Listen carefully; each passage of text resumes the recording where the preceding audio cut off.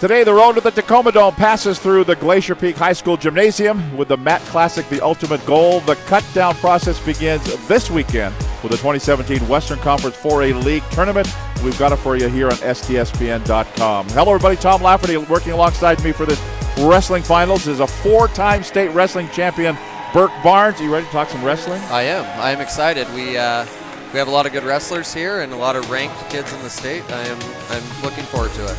So we're ready to go. Let's talk about hard work. Let's talk about how hard it is to compete in a tournament like this. When does the fatigue factor start to roll up? It starts before the tournament ever starts. You know, you have kids skipping a meal, trying to make weight, and then they're wrestling an hour or two after that, which is really difficult. And anytime you wrestle over 3 matches in a day, you're going to be exhausted. So it's going to be a busy day here at Glacier Peak. We've got a couple of Lake Stevens wrestlers at 106 that are going to start. Jake Bennett of Lake Stevens, Marcus Johnson of Lake Stevens. And you know the difference between them because they look the same from this angle. They do, and Marcus Johnson looks exactly like his twin brother who will be up next. Anytime you wrestle your teammate, it's going to be close. You know, you learn each other, and especially as the year goes on, this will be a close match. And how often, I'm guessing there's nothing surprising. It's hard to surprise your teammate. It is. I mean, you wrestle that guy every day, 5-6 days a week, and all year round for some of these kids, so they know each other very well. So Jake Bennett, Marcus Johnson, we're about 30 seconds into the opening round. The other mats here in the gym will be for third place and fourth place. The top 4 finishers will advance to the tournament next week, to the regional tournament down at Todd Beamer High School. And we're still scoreless here. You have to have a takedown. Do we have 2-0 here? Oh, I'm looking at the wrong spot. So 2-0 lead.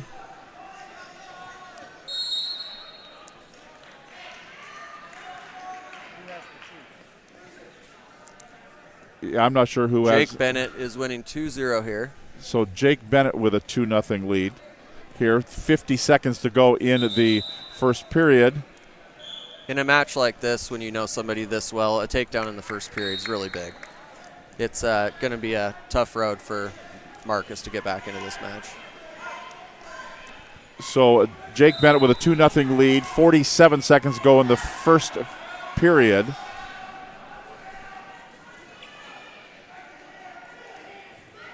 And again, both these wrestlers do advance. So, and you've wrestled I'm guessing you wrestle teammates in important matches too. How Yeah, definitely. You don't want to beat the daylights out of your guy. And you're both going on to the tournament. Yeah, exactly. And you want, as an individual, you want to move on to the tournament as the first place guy.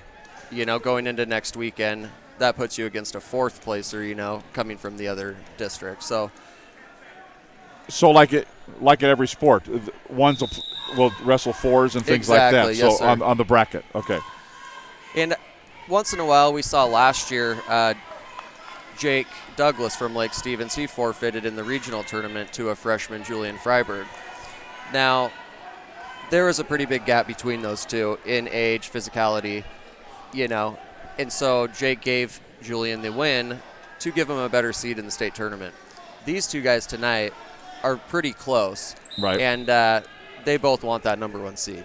Down to 3 seconds to go in the first period, a 2-0 lead for Jake Bennett. Both these wrestlers from Lake Stevens, both will advance to the tournament next week, to the regionals, and then with the ultimate goal heading down to the Tacoma Dome and the Mat Classic, February 17th through the 18th down south. So here we go into the second period.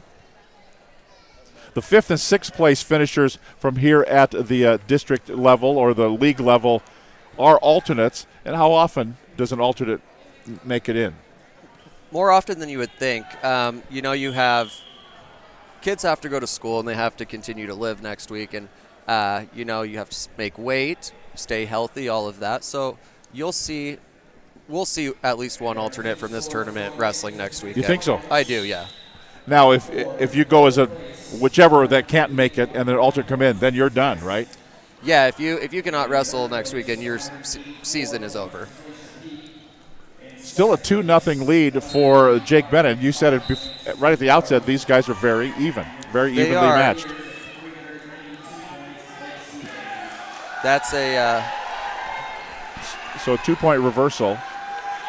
So a 4-0 lead for Jake Bennett over Marcus Johnson. Again, both from Lake Stevens. Sean O'Donnell, the referee in this match. You'll hear whistles in the background from the other two mats that are going on here at Glacier Peak. They've been here all day today, started last night with some of the preliminary matches. and that's always hard, having to make weight 2 days in a row. You know, it makes You don't just get weighed in before the opening and then just no, sir. go So for they weighed spaghetti, in, yeah, spaghetti that night, right? exactly. They're weighing in 2 days in a row, and it makes for a long weekend. This is a long stretch making it to the state tournament these next 3 weeks. So now these two guys wrestled all year for Lake Stevens, but I'm guessing they wrestled at different weights. For some of the season, Marcus Johnson wrestled up at 113. But most tournaments you're allowed to enter 2 guys at the same weight now. And so they've competed in the same bracket multiple times this year. Do you like wrestling your teammate, or is it a pain? You know, it's hard wrestling your teammate because, like we talked about earlier, they know you very well. They know your technique and your strengths and weaknesses. Right. And you never want to, beat your buddy. But at the end of the day, this is an individual sport, and every guy wants to win. Well, and we joke about it in every sport. They're keeping score. Exactly. Yeah, exactly. So we've got the team scores. We'll run those down going in here to the final matches. Jake Bennett came in as the number 1 seed, finished 8th in the state a year ago, before the weekend coming up at 26-4. And the second seed was Marcus Johnson, 25-6 this year as well. He's a sophomore, Johnson is, and a junior is Jake Bennett. 4-0 lead, 1:40 to go in the third period. You know, and usually I've watched wrestling over the years, usually the young guys, the little guys, are running around like these two guys are kind of, I won't say serious, but they're much more. The match has definitely slowed down here. And that is true. Smaller guys, they're just running around on the mat. Yeah, they move a lot more than, let's say, your heavyweights do. Yeah. Both of these guys are very skilled, though, and you see as the skill level rises, moving into college wrestling and things, scores do become, closer, and there's not as many points put on the board. We're in a strange position here, aren't we? Yeah. I think both of them thought the whistle was blown and kind of stopped wrestling. And at what point will the official go, okay, what do we call it? He'll call a stalemate or a potentially dangerous if you're going against a joint, or if the guy's in danger, obviously. Right here, we would call this scrambling in wrestling, right? Both guys are in an awkward position here. Both could score, and they're kind of at a tipping point there, and Jake was able to get back on top. At some point, if you're in one of those positions, I'm just going to give this up. Yeah. I'm going nowhere, and somebody's going to get hurt, and it could be me. Yeah, and you do see that a lot in those scramble positions there. You see, because you're grabbing ankles and knees and everything of that nature, so they do get called. Down to 5 seconds to go, and it's going to be a win for Jake Bennett of the Lake Stevens Vikings, and he will advance with a 4-0 or 4. They're saying 4-2 will be the final.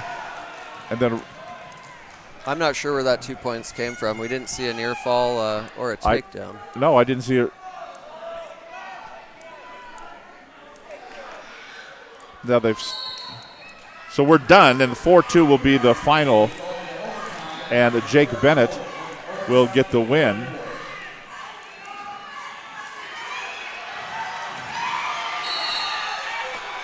And they'll clean up the mat. A little bloody nose action in this one. Yeah, I believe wrestling is the only sport with blood time. Yeah. Yeah, you don't see it in basketball very often. No, I think you have to exit the game.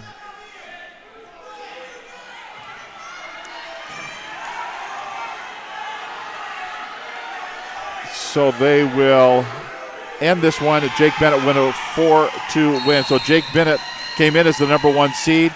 No surprise here. He'll advance and wrestle next week at the Todd Beamer down in the regional match. Yeah, he's wrestled the number 2 seeded kid in the state from Meade. He's wrestled him multiple times and has never beat him. And he also wrestled the number 1 seeded kid in the state from Curtis and has lost to him. So he's going to have to create an upset at the state tournament if he wants to move past that 3 ranking, you know? Okay, we're going to advance now. There's a couple more times, though, we're going to have Lake Stevens on Lake Stevens Crime here. So, but we will, especially at these lower weights. But as we move past 160, we start to get some diversity. And we're going to have a little diversity here. We do have one Lake Stevens kid here. It'll be Matt Johnson from Lake Stevens taking on Parker Hardy from Glacier Peak. They're checking in over at the official table. We'll also, as the afternoon and evening rolls along, have the presentation on the podium over to our left, and they will have that as we go. But we're going to go right straight into this next match. Parker Hardy in Glacier Peak. He's in the blue, ready to go, and Matthew Johnson from Lake Stevens in the gold.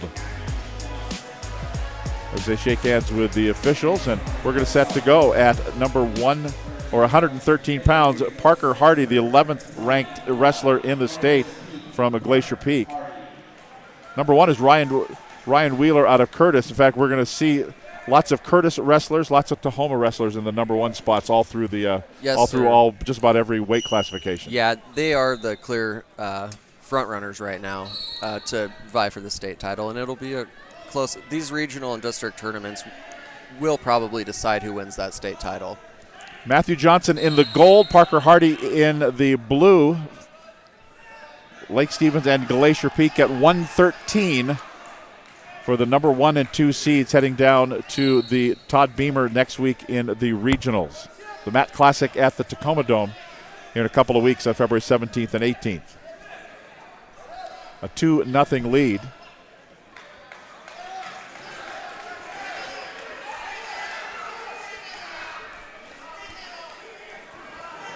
Trying to get him turned over, and it's, well, you run him through. They're going to say no points. No near fall points, but they will have a 2-point reversal.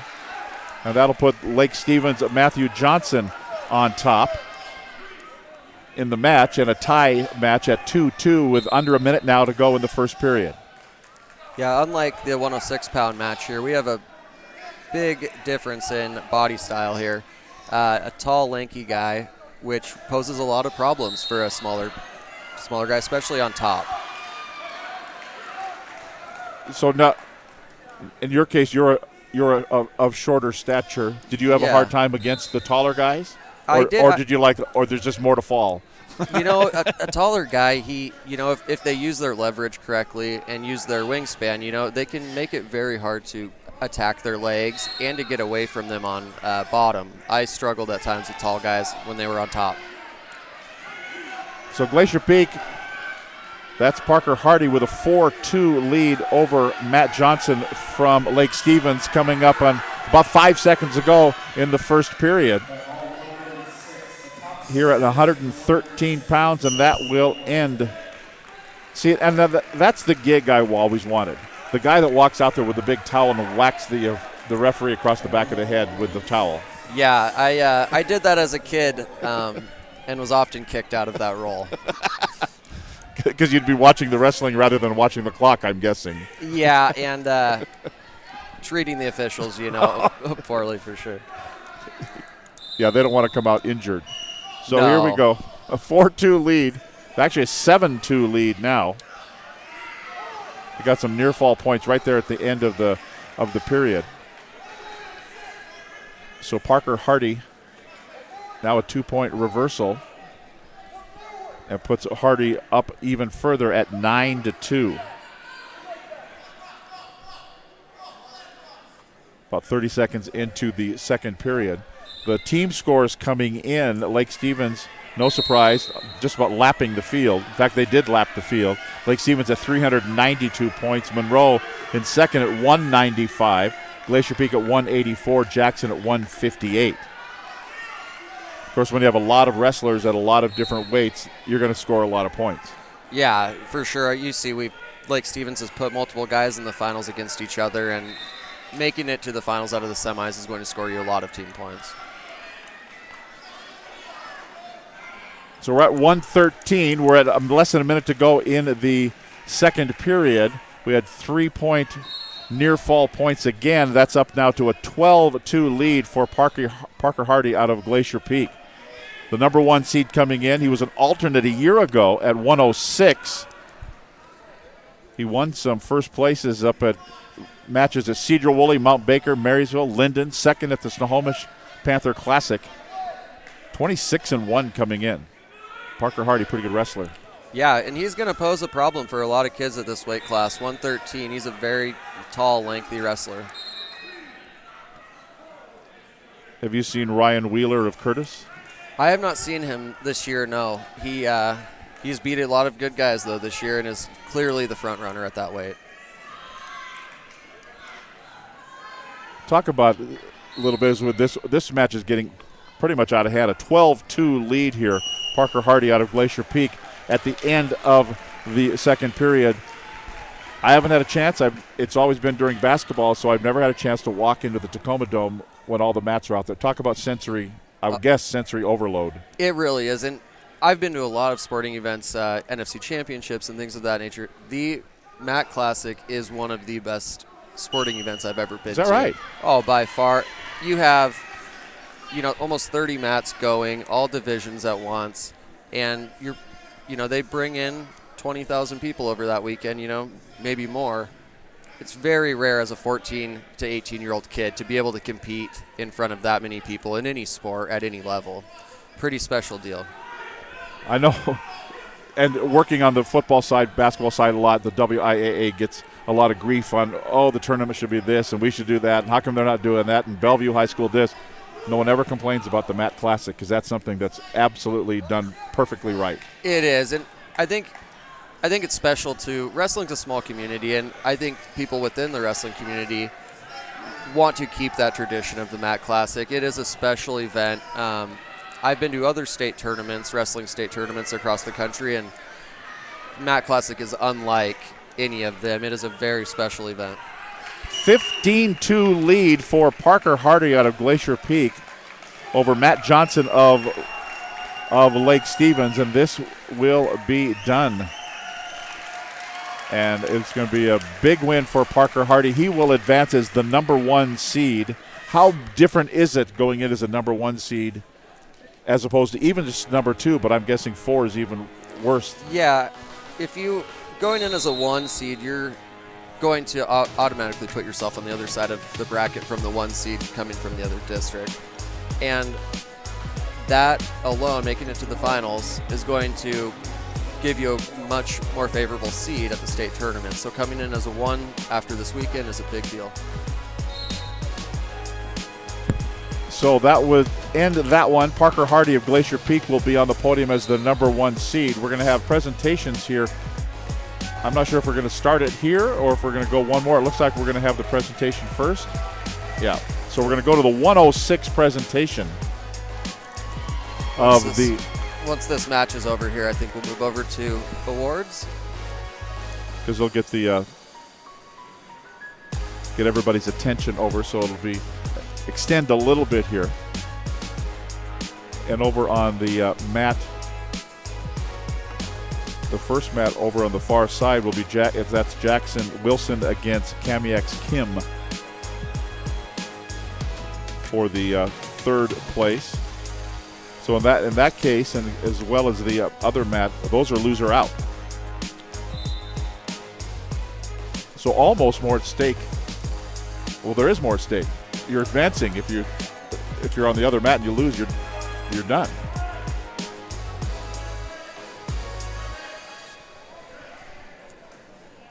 Four will advance. One through 4 will advance automatically to next weekend. So this is 3rd and 4th. 5th and 6th are the other mat. Yeah. Okay, got it. But that 5th and 6th match is an important match. Like we talked about, the alternates getting into the state tournament, and they you see it more often than you would think. A 5th place guy getting the call on Thursday. Hey, you might be in that tournament, you know. So I'm guessing you've never gone as an alternate, but We've had guys on our team go as alternates, though, and even win matches at the state tournament. So So that fifth place match could be the difference in a team race, you know, or the chance as an individual to move forward and wrestle in the MAC Classic. so you got to keep yourself ready to go that next week. Yeah, and, you know, most guys, they want to help their teammates. They've been Sure. wrestling with these guys all year and, you know, are very close. So even if they don't make it to the state tournament, they're going to come into the wrestling room and practice with their teammates and get them prepared for the next tournament. So this is a 10-3 lead over on the other mat with about 1:26 to go in the third period.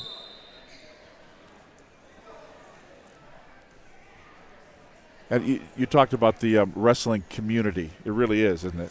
It is. You see the same. You've seen the same people since you were 12 years old, right? Oh, yeah. I mean, even before that, some of these guys, you know, coached with my father at Lake Stevens and, you know, saw me running around causing trouble at these tournaments, just like you see these little kids now.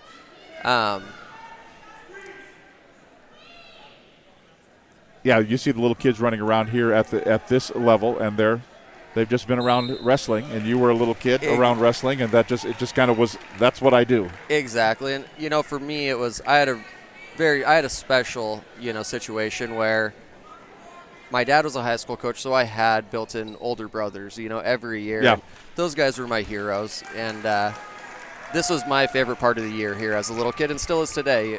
You know, MAC Classic, that is my Christmas. You know, so. Christmas and Thanksgiving all rolled into one, right? It is. And so we're going to have the presentation here coming up, and we're, I think, going to get the wireless mic and be able to hear that.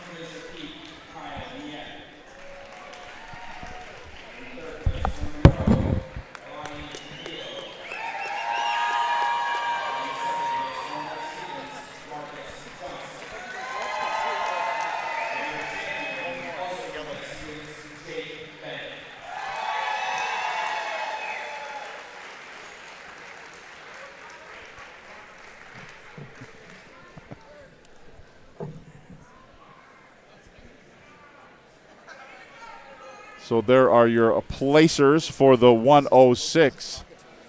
As Burke Barnes, my broadcasting partner, is up there moving bodies around. You can still move some people around, right?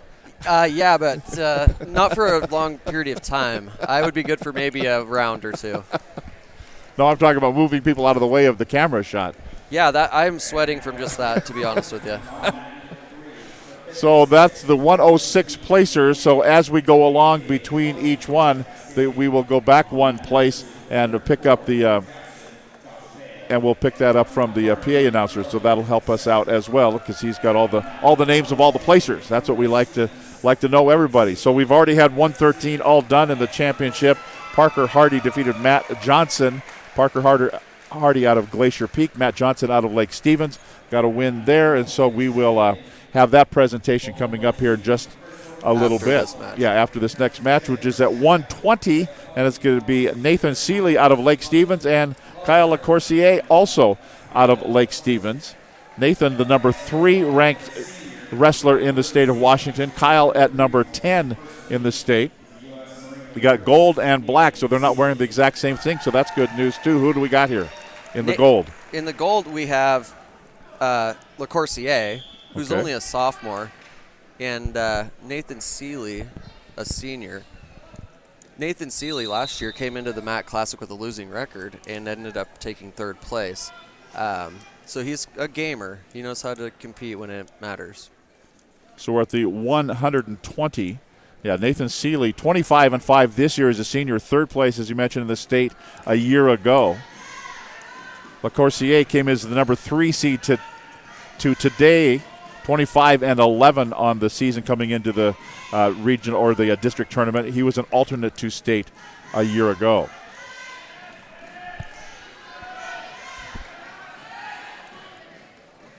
And yet to score here, 45 seconds into the first period, the 120-pound championship here for the district.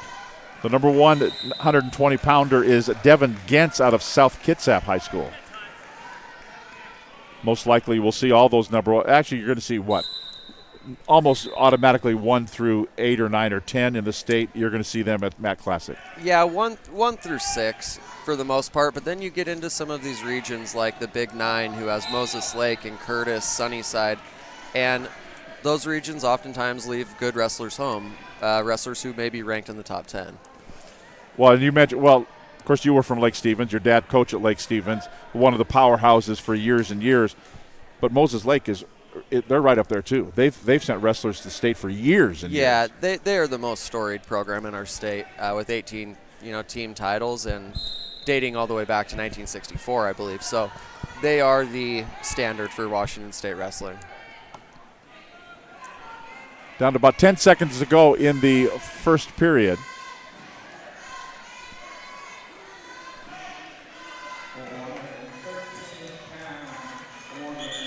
Here in the 120, and that'll bring us to the end of the first period. And so LaCourcier and Seeley wrestling here. And it'll be LaCourcier on top. Nathan Seeley will take the bottom position, start the second period. This is LaCourcier's strongest position here on top. If he can stop Seeley's initial move, he should be able to tire him down a little bit and work. Almost had an escape. In fact, they awarded a point. So are they going to say they're neutral now? No, so we had a takedown and escape in the first period. Nathan Seeley winning 2-1. And that's where we stand now with about a minute and a half to go in the second period. The 120-pound championship. Nathan Seeley out of Lake Stevens in the black. Kyle LaCourcier also out of Lake Stevens in the gold. He's on top and down 2-1. And now we're going to say... Well, it's a second stalling call on Nathan Seeley here. He's not trying to work up to his knees, and the referee thought he could do more. So we have a tie match here, 2-2 with stall call. Now this is a position here where if LaCourcier doesn't try to return him to the mat, he could get called for stalling as well. I'm guessing the officials always want the action to be advancing, right? Exactly. Keep progressing. Yeah, exactly. And they've gotten stricter about stalling, and more stalls are being called now, trying to push the action. There's a 1-point escape, so now they're both in the up position with 30 seconds to go in the second period. Now here in the next couple of weeks, we'll see the NCAA championships on ESPN and ESPNU. And they have, in collegiate wrestling, though, riding points, right? Or how does that work? In college wrestling, you have riding time. So the second you get on top of your opponent, a clock starts. At the end of the match, if you have over a minute of riding time or being on top of your opponent, that equals 1 point. So it benefits a guy being good on top, and it rewards the guy. In high school wrestling, being on top, unless you get a turn, you're not going to be rewarded with points. But that hasn't entered into high school wrestling. No, sir. No, they do not have riding time in high school wrestling. Should they? I think so. I think so. Is it a judgment, though? Does that mean you have to have another referee that's judging that, or is that judged by the referee on the mat? No, it's as soon as a takedown is awarded, or if you start in the top-bottom position, that clock starts. Right now, if this was a college match, Nathan Seeley in the black singlet would be adding up time. And it's a running clock, so Nathan Seeley, let's say he has 30 seconds of riding time. Right. And then the next period he goes on bottom. His opponent, that clock starts to go backwards, back towards 0, as his opponent gains his own time. And at the end of the match, the person who has 1 minute of riding time will earn a point.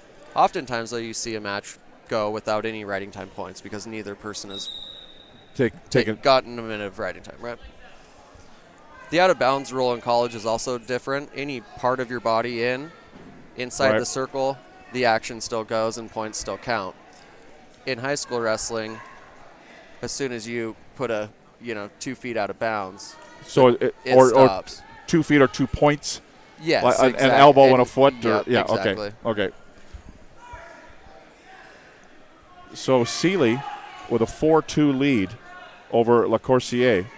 Coursier in the gold on the bottom here both from Lake Stevens. Both would advance. The winner goes as the number 1 seed. The loser as the number 2. We have the presentation of the 113 podium coming up here in about 27 seconds. Unless Le Coursier can score 2 points here, but it doesn't look like it with 19 seconds to go. Just kind of, when you got Nathan Seeley right here, you can use the get off my back. Yeah, he's in what's called a leg ride here, which is can be very painful and very hard to get away from. So they're going to stop action there, but potentially dangerous, right? Yeah, potentially dangerous. Anytime you stand up from bottom and your opponent is off of his feet riding on your back there, they're going to call that potentially dangerous. And that will bring us to the end of the 120-pound match, and the number 1 seed out of the Northwest District. Boy, fooled me there for a second. It'll be Nathan Seeley as the referee just about raised the no, it's pulled a Steve Harvey. These guys have been here all day. They've earned a mistake or two. You know, that's a good point, too, talking about officials. That's hard work out there. It is, unlike a basketball game, that's 2 hours, or less. These officials have been here since probably 9 a.m. Right. And they do take breaks and rotate in and out, but it is a long day. Getting yelled at by refs and parents and, running around. A lot of these guys are, older men, and it's tough work. I did see a meme on Twitter the other day of a guy with his head down, and it was a wrestler, in fact, and it says, the look you have when you realize that it's your mom yelling at the ref from the stands. That's I'm guessing your mom's yelled at the refs from the stands here. My mom is pretty quiet, but I've seen a lot of moms yell. The awards area, please. I have done my fair share of yelling at the refs as well. 113 pounds in 6th place from Glacier Peak, Hunter Hollenbeck. In 5th place from Lake Stevens, Jayon Lumar. In 4th place from Jackson, Chris Wilson. In 3rd place from Kamiak, Peter Kim. In 2nd place from Lake Stevens, Matthew Johnson. And your 113-pound champion from Glacier Peak, Parker Hardy.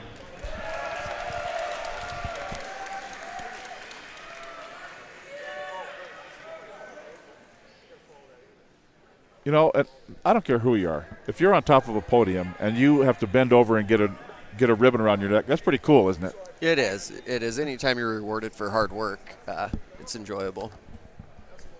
Yeah, why don't you tell Dad to get out of the camera shot? So there we go. Let me guess, he was talking wrestling. And in fact, I saw your dad over there doing some moves a little while ago too, right? Always coaching. Always coaching. He is always coaching. Oftentimes so much that he doesn't know what's going on around him, as we've seen tonight. But yeah, he is always coaching, and he's really good with those kids, not just in wrestling, but creating good adults. And I think most of these guys are here. Anyone who's willing to give their time to high school kids is pretty special. These guys aren't getting paid a bunch of money or making a career out of this. Sure. They're giving back to their communities, which is pretty awesome. So we have had the presentations to 106 and 113. The 120-pound match is over. The number 1 seed will be Nathan Seeley. Number 2 will be Kyle LeCoursier, both those wrestlers from Lake Stevens. And now we're going to advance to the 126. And 126 will have another couple of Lake Stevens wrestlers going against each other. That'll be Clayton Brush and Seth Nickerson at 126. The number 1 ranked in the state is Jordan Martinez out of Tahoma. I think we're going to actually have a forfeit here. Seth Nickerson, I believe, was ill all day. We saw him running off the mat a few times, and it looks like he's going to forfeit here to Clayton Brush. Which both advance. Exactly. One guy doesn't feel good. Yeah. At the end of the day, this is a qualifying tournament. It's nice to get a first-place medal and all of that, but the goal this morning when they showed up was to make it to regionals next weekend. Right. So it'll be Clayton Brush by forfeit will win it. Seth Nickerson. There you go. Talk about wrestling. We'll talk about this match as we go over here on the 3rd and 4th place match. But talk about wrestling when you're sick. You've done it. I have done it. I think most people have. Wrestling season's long, and it's in the winter as well. So you know there's right. a lot of sickness. It's tough. I mean, oftentimes your body's already beat down from practice and skipping a meal or two, and it's a hard enough sport as it is. And coming in sick is a tough go. It's a rough road. Now there's coming in sick. So if you have the flu or you have a cold or whatever, how about injured? What's the? You know, it's and is it like hockey and football and things where you hide? They hid the injury for Richard Sherman. You know. Yeah, I think the difference between, let's say, wrestling and football. In football, you need to run. You're going to have to open up at full speed, right. In order to play. In wrestling, you can change your style or technique in some ways to lessen the effect of that injury. Let's say you have a hurt ankle or something. You could go down to one knee in your stance and, wrestle defensively and try to just keep the match close and give yourself a chance to win at the end. Where football, you're going to have a heck of a time getting out there and competing with a broken ankle, Now, if you're wrestling somebody you know that he has a hurt knee or his shoulder hurts, you're going right after that, right? Yeah, you would think so, but most people are going to stick to what they naturally do, and what they've practiced. I mean, as you go throughout the season, you're building, muscle memory, and your body, by the time we're at the postseason, your body's doing, right. What it's been trained to do the whole year. So over on the second mat, we've got the 126 consolation final for 3rd and 4th place from Mount Vernon, Ibanez, and then from Glacier Peak, McDonald. So McDonald in the blue, Ibanez in the, I happen to like the Mount Vernon singlets too, by the way. The kind of camouflage. Digital camo, yeah. We've seen a few wrestlers, and I think we'll see a couple tonight with the fight shorts and, Under Armour type shirt on, which wrestling is moving towards, away from the singlet a little bit and at least providing shorts and a shirt as an option right. for kids who may not want to turn out for the sport because of having to wear a singlet. Right. And does that come from because isn't that pretty much what they wear in the MMA? Exactly, and I think, that's where they got, not the idea, but the option. The option and the, research to show people aren't breaking fingers anymore with those than they are in a singlet. And, for me, I grew up wearing a singlet when I was 5-6 years old. It wasn't a big deal, but if you walk into a high school wrestling room for the first time as a 9th grader, putting on a singlet is a tough thing to do for any boy or girl for that matter, So we are at the end of the match here. No, actually, we're going into the 3rd period over on, this is for 3rd and 4th. Ibanez from Mount Vernon, McDonald from Glacier Peak. Already had the forfeit in the championship match. Seth Nickerson was feeling ill, and so Clayton Brush gets the win. Both those wrestlers from Lake Stevens both will advance. The number 1 seed coming in to the 126 was Clayton Brush out of Lake. The 2nd seed was Seth out of Lake Stevens. 3rd seed was Matt Castell from Jackson, and the 4th seed was Andrew Arcan from Cascade. So neither one of those made it to the top 4 finishers. And it's a 9-2 lead on the far mat. And now it's 12-2 is because the Glacier Peak wrestler having the best of the young man from Mount Vernon.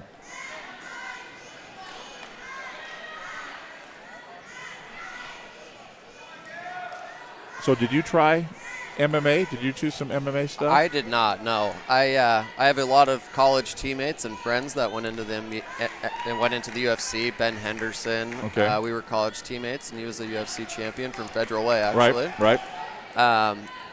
It is college wrestling is the minor leagues for the UFC. It really is, and so a lot of kids, spend 4 or 5 years in college training all year round, and it's a very tough sport. College wrestling is extremely hard, and so the transition to MMA is pretty easy for those guys. Because if you've been busting your tail for 12 months a year for the last 8 years, let's just keep going. Exactly, right. And for a lot of guys, it's the only sport, obviously, that they can move into and make money. There is no professional wrestling or anything of that nature. For me, I am too afraid to get hit in the face, and the opportunities for people. Or kicked to the side of the head. Right. The opportunities for people at 125 pounds in the UFC right. when I was out of college were, slim. Yeah. Now we have a guy from Seattle here, in Mighty Mouse, who's Mighty a Mouse UFC Johnson, champion, and pretty awesome. So do you watch?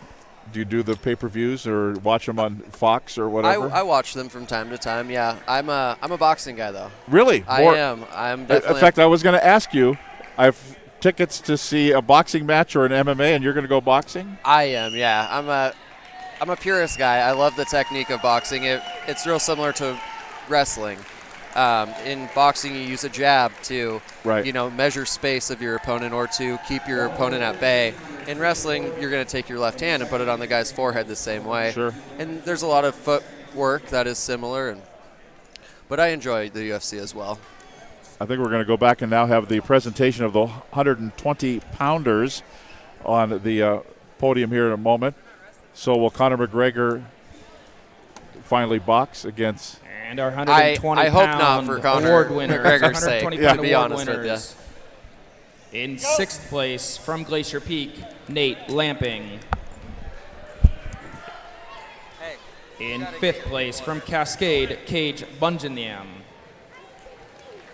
In 4th place from Jackson, Josh Vale. In 3rd place from Mount Vernon, Logan Cassart. In 2nd place from Lake Stevens, Kyle LaCourciere. And your champion at 120 pounds from Lake Stevens, Nathan Seeley.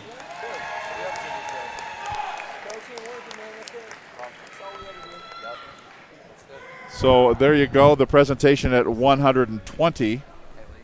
Burke Barnes is here. I'm Tom Lafferty. Burke threw his pen at the guy standing in the way. I've got an extra pen, but you've got... Usually when you see a guy with cauliflower, you don't throw a pen at him, but luckily I know him. So Nathan Seeley will go as the number 1 seed out of 120. We just had the forfeit on the 126-pound match. Clayton Brush will advance from Lake Stevens. So will Seth Nickerson. Nickerson not feeling well today, so they decided let's just cut our losses and we'll head to Federal Way next week and go to the regional tournament. And we're going to 132 next, and again, a couple of Lake Stevens wrestlers. I think this is our final Lake Stevens pairing, I think, for the evening. Or do we have one more? We have one more at 107 or 182 pounds, I believe. No, 170 with Malachi Lawrence and Angela Lorera. So Cody LaCourciere. So who do we have here? Who's in the gold? Who's in the black? Cody LaCourciere in the gold and Talon Tate in the black. Both from Lake Stevens.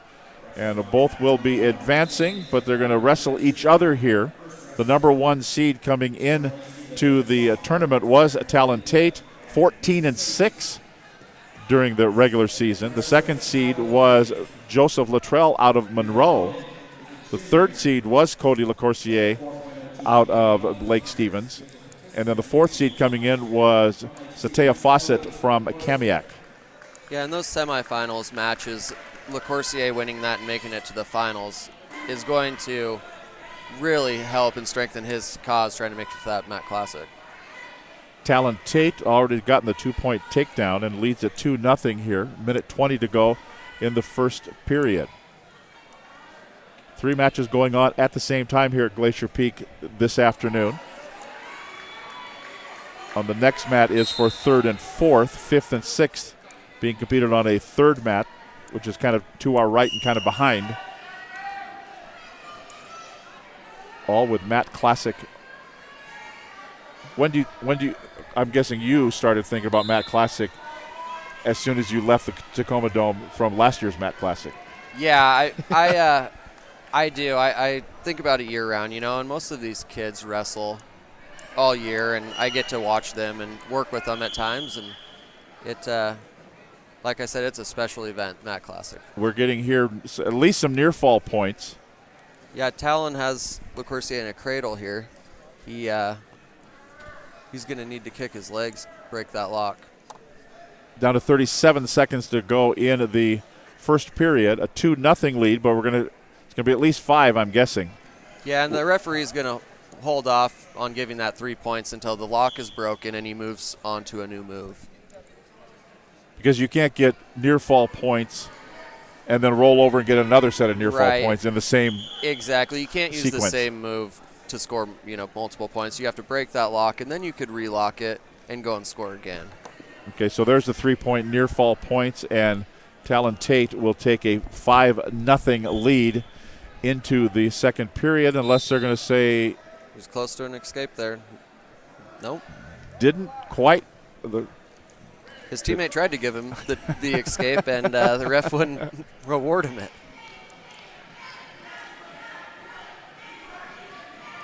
So here's 2 guys, both from the same team. I'm guessing they've hours and hours and hours and hours they've wrestled each other. Oh, right? yeah, for multiple years, even before they were in high school, they were wrestling each other. So they know each other very well, and usually makes for a close match. It's hard to wrestle a guy that knows all of your techniques, and So when during the year will you learn something new, want to try something new? Will you just throw it into if you're Lake Stevens, you're wrestling Arlington, and you just say, I'm going to try this? It's... And no matter if you're the son of the coach or not, do you run it by the coach first? It depends on the team you have. You have a team full of young guys like Lake Stevens this year. Right. They're going to spend the majority of the season learning and getting better and making that the goal. Whereas you have a team full of seniors, they're going to probably wrestle a lot of live matches and prepare their endurance for the postseason. But as far as new moves, one guy could learn a move yesterday and bring it out here and use it all day. Another kid, may take him longer to perfect that or start to feel comfortable with it. Where do you learn a new move? At practice. At practice and kids watching other kids at the tournaments. So you can sit in the stands and see some kid from Federal Way and go, exactly. Well, that's kind of cool. I've wrestled my whole life, and I still show up to these tournaments and see something and say, oh, that's pretty neat. I think I could, tweak that or use that, or I know a kid on our team who could use that. And that's a trick too, right? It is. Hey, Charlie, come here. Look what I found. Right, exactly. It's not going to work for me, but it'll work for him. Exactly. And certain body types or, athletic abilities are going to use certain moves. A heavyweight's probably not going to shoot a low single, whereas these guys at this weight class aren't going to throw each other a lot like the heavyweights will. Well, LeCourcier's kind of making a little bit of a move here as we wind down the end of the second. So it'll be a 2-point reversal. Yeah, 10-2 is the score, end of the second period. So a 10-2 score. Talon Tate up big here. Both from Lake Stevens, both will advance. Over on the other mat, it's Mariner against Monroe for 3rd and 4th place. Fawcett of Kamiak and Kameen of Kamiak for 5th, and 6th are also competing here at the same time. Presentation to 126 coming up between matches here. 1 minute 40 to go in the third period. An escape point for Le Corsaire. And it's a 10-3 lead for Talon Tate.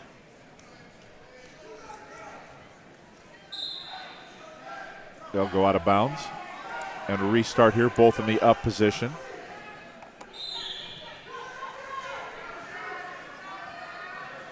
Talk about when we're at a tournament like this, there is a certain time that has to occur. There has to be a span of time between times when you can wrestle, right? Between matches. Yeah. I think it's 45 minutes is the minimum amount of time between matches here.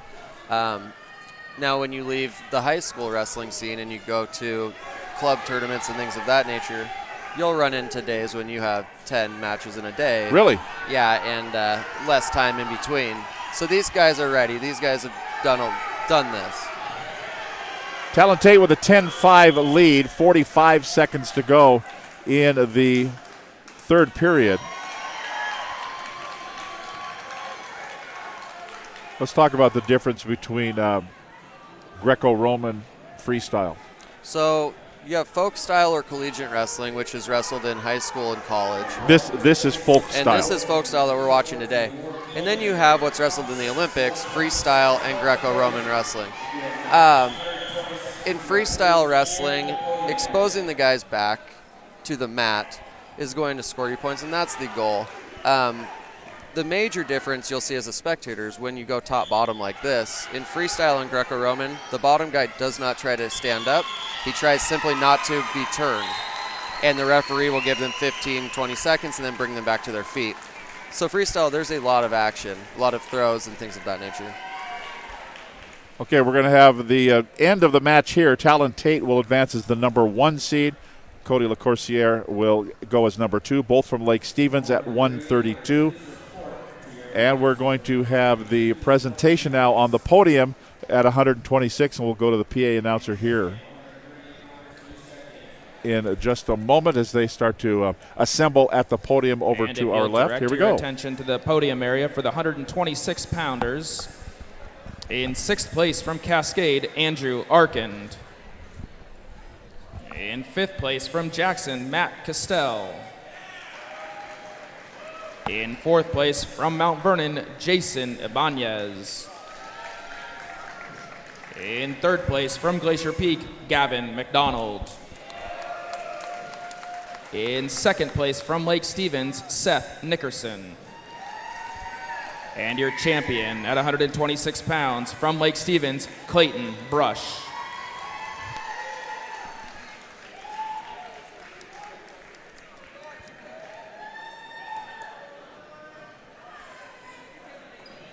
You kind of get so you know the drill on the podium, don't you? Yeah, you know, I was never a singlet guy on the podium, mainly because I didn't have a lot of muscle. The Clayton Brush, though, he's obviously comfortable in his singlet. Yeah. So you were put on the sweats? I definitely put on some sweats and a sweatshirt probably, and so we are going to be set here. We'll have the presentations to the 132s coming up after the 138, which is going to be next on the mat. And here we go. Levi Weaver from Mariner and Taylor Ivey from Monroe are out there on the mat. And we're underway for 138. The Monroe wrestler in the black and orange. Yet to have points scored here, 15 seconds into the opening period. Still no points, no advantage yet. And there is the 2-point takedown for the man in blue, Levi Weaver, and he will take the early lead. Oh, and he's going to get some near fall points here too. And the Monroe wrestler just trying to keep that shoulder off the mat. And he'll turn back around. you see how he broke his lock there from the wrist? Yeah. Got his points, and now he can go back to that tilt that he's doing right here. So it's kind of like in soccer, or hockey being offsides. Okay, I got as far as I can go. We have to kick it back out and then go back in again, right? Yeah, a little bit. You'll see, like especially in tilts, like he was just doing. He has the wrist with both hands. He gets his 3 points. He lets him back over. He'll even show his hand once in a while to the ref to let him know, I've broken my lock. I want to go score again. And I did see that the referee, Sean O'Donnell, held down a 3 down to his right and just got like, I'm going to give him 3. Yep. Probably, I'm guessing to tell his partner because he's got a secondary official out there too. Exactly, and to let the coaches know, hey, your wrestler has been awarded the 3 points. And once he breaks that lock, then we will put it up on the scoreboard. So a 7-0 lead for Levi Weaver from Mariner, and there is a pin. That's a rare pin. You don't usually see a pin from a tilt. He has obviously put a lot of time into that technique. He's one happy camper there, too. Points to the sky as well. And Levi Weaver came in as the number 1 seed. It was an alternate to state a year ago. And he will advance to the regionals as the number 1 seed. Taylor Ivey from Monroe came in as a number 2 seed, so it was number 1 and number 2 against each other here in the 138 final, and that's where it'll be. Cole Anderson from Jackson is ranked number 8. And he is, well, ranked number 8, and I didn't see him on the... I think he moved up a weight class. Did he go up? He went up to 145. So that'll be interesting to see how he moves forward in the postseason here, going up a weight class. How tough is that? I'm guessing you did it quite a bit. My freshman year, I wrestled the whole season at 108. The weight classes were different then. And by the time the postseason came, I had outgrown the weight. And I moved up to 115. And it is tough. You know, you've been wrestling kids who are smaller all year. But Right. at the same time, you're not cutting weight. You're feeling stronger yourself. I always enjoyed moving up a weight. I did it in college, and my offense became better. The guys were taller, easier for me to attack on. Okay. And how often, even in high school, now with the advantage of huddle and those kinds of things, you know, how much will you watch film of an opponent? Now, let me guess, you went to Lake Stevens, a guy from Snohomish. You've wrestled him your whole life. You didn't need to worry about him. But if you're going to meet some guy from Rogers or Puyallup, you may want to see some film? Most definitely, yeah. You're going to get on there, especially coaches are going to get online and take a look, you know, and start to game plan. Especially as you move into the postseason here. We have 3 weeks, and you start to get a pretty good idea of who you're going to wrestle, right, you know, or the guy you're going to need to beat to achieve your goals. And so we'll spend these next couple weeks really focusing on specific, you know, opponents or techniques that are going to get you into that placing round. And that's where your coach or an assistant coach will, I'm guessing, watch that guy from, using Rogers Puyallup. That guy, look at this. He does this, he does this, he does this. Exactly. Or every match that we've seen, he's done this, this, and this. Yeah, and you're also going to take your wrestlers. Let's say we have a guy who doesn't make it to next weekend. You're going to show him the tape of the opponent that running the scout team. Exactly, just like you know, we saw in the national championship of the college football. You know, they brought in college quarterbacks, and they're running their offense and trying to simulate the opponent you're playing against. In wrestling, we do the same thing quite often. And it's advantageous. And we're going to over on the other mat here. At 138 for the third and fourth. We have Marshall Ryan from Lake Stevens. Yeah. Wrestling. Yeah, good luck with that. CCEV. Yasin Alyssa from Cascade. Yeah. Is that Cascade? It is. Cascade of Everett? Of Everett. Yeah, I've never seen it. I have not either. It was confusing to me earlier. On the little sheets that we're reading, it says CCEV, so Cascade of Everett, I guess. I only know of one Cascade, so I don't think there's necessary. Two. Cascade, the Cascade Kodiaks in Leavenworth. Cascade High School in Leavenworth is So there, you will see Cascade Leavenworth, Cascade Everett, but not usually that, but that's okay. That is okay. We have Ryan winning this match right now, 7-4. And this is an important match here, this third and fourth. The fourth place guy will end up wrestling a number 1 seed from the other district in order to get to the finals or into the placing rounds. So now when you go to the regionals next week, is it going to be just 4 from each, or is there from each weight class? Each weight class has 4. There's going to be 4, so there's going to be 16 wrestlers? Next weekend? Yeah. Yeah, there will be. Okay. No, we're going to go for two districts, correct, into our regional tournament and have 8 wrestlers, a 1-day tournament for your regional. Right, okay. 4 of those guys will advance on to the MAC Classic. Okay.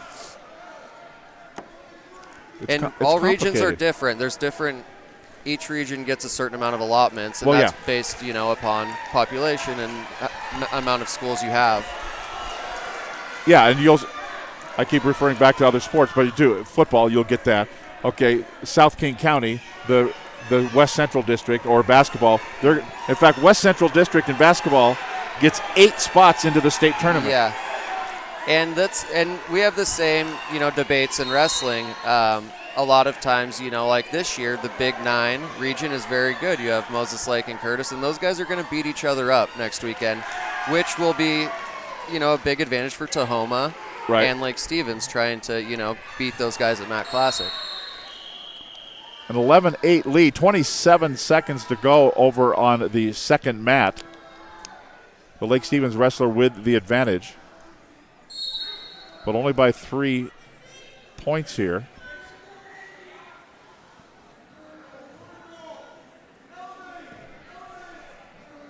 Still no turnover.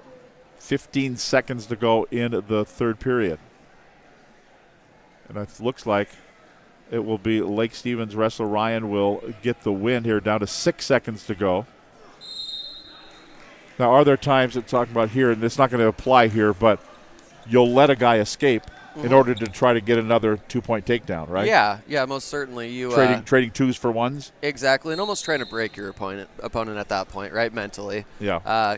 Guy takes you down 3 times and lets you up. It's pretty defeating. Or a guy who's not very good on top, will go neutral, when he can. Sure. So Matt Ryan will win it over on the third and fourth place mat. We're going to have that's at 138. We're going back to 132 for the presentation on the podium here in just a moment. We're having some injury timeout of some sort over on the third mat. And so that is over there with the Jackson and Mariner are wrestling over there. Brindle and Fry, and they're going to bring them back to their feet. There's about 30 seconds, 31.3 to be exact, seconds to go on that mat for 5th and 6th. As we mentioned, 5th and 6th alternates going into the regional tournament. But you can only be an alternate into your regional tournament. Yes. You can't take a place of another guy over in Eastern Washington because they will have out. Their own alternates for sure. That'd be kind of cool to be the wild card alternate. Okay, you're heading to Vancouver. Why? We had a guy drop out. Right. It can also be pretty tough situation. You keep your weight down all week, you practice all week, and then you don't get into the tournament. You know, that's pretty defeating too. So, but it's worth the work, I think, if you're given the chance to make it to MAC Classic. 12 seconds to go in that mat. It's a fairly substantial lead at 14-7. And it will come to a close at 138. They're going to present the finalists over here on 132. Talon Tate won it earlier over Cody LaCourciere both out of Lake Stevens. So we're going to go to the PA announcer. Here we go. Oh, they're going to.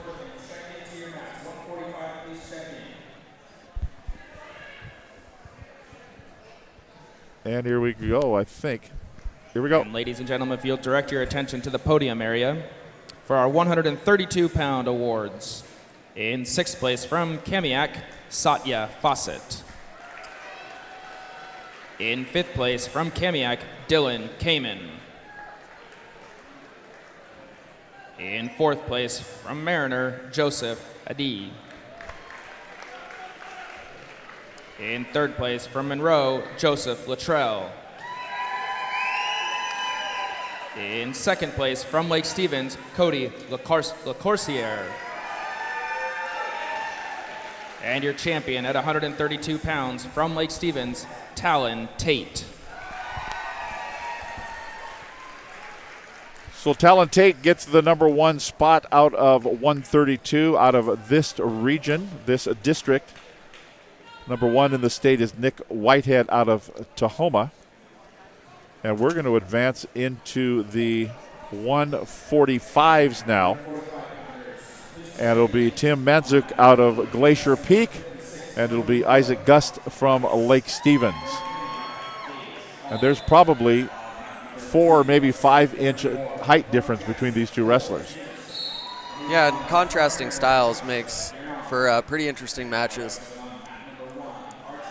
So the lengthier guy is going to try to use his, leverage on top and use spacing from neutral. It's going to be this Manzuk's job is to get in close, tie that guy up to where he can attack and reach. Number 1 seed coming in was Cole Anderson out of Jackson. Number 2 seed, Isaac Gust out of Lake Stevens. 3 was Josh Giron out of Mariner. The 4th seed was Tim Manzuk out of the Glacier Peak Grizzlies, the home team here. 2016 state alternate at 132. We mentioned Cole Anderson advanced up a weight. Is that what we said? Yeah, Cole Anderson was the 8th-ranked wrestler at 138 and decided to move up to 45 for the postseason here. But then he lost. He did. This Manzuk, the 4th seed, took out Cole Anderson, the 1 seed here in the semifinals. It could be related to moving up a weight, or he just had a rough day. Either way. Either way, we have a 4 seed in the finals, which is pretty fun. Still no score here. Opening 40 seconds of the 145-pound match. So Todd Elvig, our director here, is asking, what is the advantage, tall and short? Or they can each have their advantages, disadvantages? They both have their advantages here. A tall guy can be hard to score on. He has long arms. He can keep you at bay using those. But a shorter guy is hard to score on as well. It's hard to get to a guy's legs when he's standing 3 feet off the ground. We're in a scramble position here. Still no points awarded. I almost thought it looked like it. Although the wrestler's behind him, he still has his foot. Now it should be awarded there. And that 1 foot's under That's there. That's an awkward position. Yeah, you got to think that, yeah, they're going to do it. And that's a good call. It's going against the kid's knee, and that's the right call. But back to what we were talking about here, a shorter guy is going to be hard to score on from neutral. But I think the biggest advantage is a tall guy on top. You have a lot of leverage with those long arms. They can wrap you up, cradle you, all of those things. Down to 17 seconds to go in the first period. They're getting much to the delight of the coaching staff from Lake Stevens. So what are they? You saw the second official come in here, and he had a different angle than the head official, and he called a locking hands call. So we had a takedown with Lake Stevens Gust. He was on top. The assistant official came in and called a locking hands from top, which is 1 point. So talk about what's bad about locking. You lock hands with yourself? Is that what you're? When you're on top in folk style wrestling, you can't lock your arms around the body or around the guy's upper legs. I could lock my hands around his head and his arm. I could, lock my hands around one leg or one limb. Right. But if I wrap my hands and lock them around his body, that's illegal and 1 point for your opponent.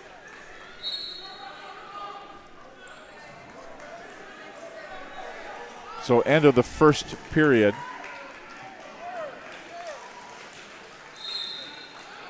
This is Tim Manzuk out of Glacier Peak, Isaac Gust from Lake Stevens. Manzuk in his home gym take the up position to start the second period. And they're going to say 1 point escape, and that'll be a 3-point lead for Isaac Gust over Manzuk. 3-1 lead, 15 seconds into the second period. 145-pounder. Number one out of Central Valley in the state is Braden Areno at 145.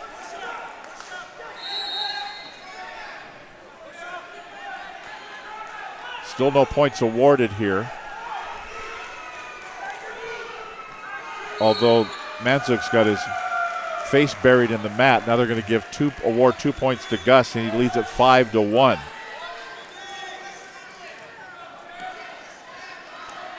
Well, you can tell Manzuk can make a wide base, can't he?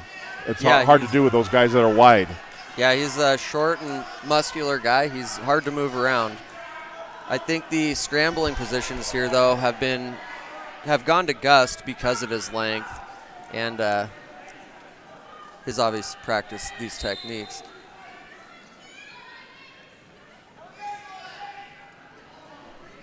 .43 seconds to go. Second period, a 5-1 lead for Isaac Gust out of Lake Stevens. Tim Manzuk out of Glacier Peak. Looking for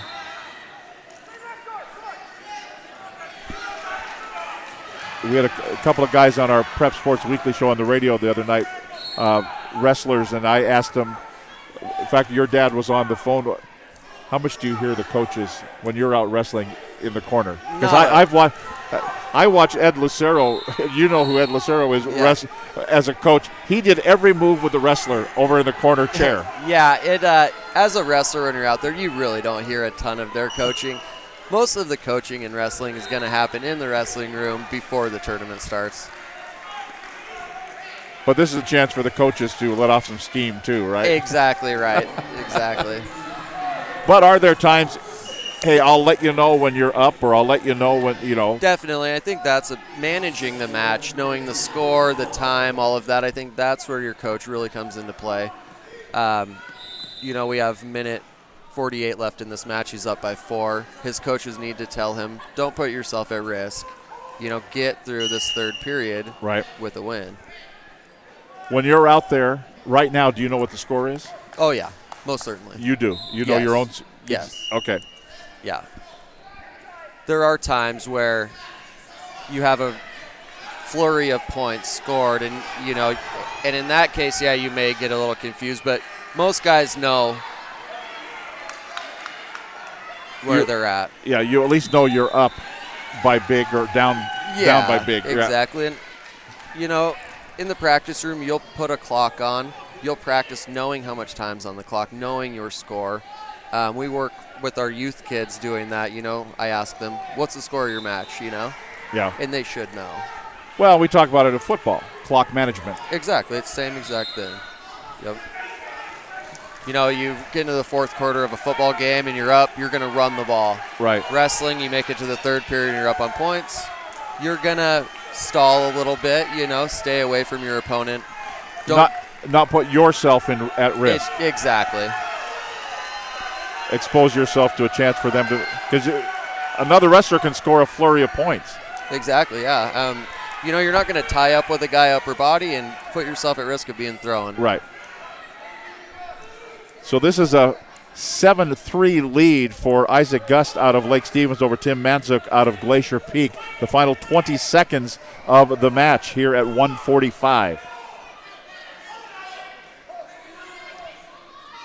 They're kind of stalemated here, although Gus has got him in a...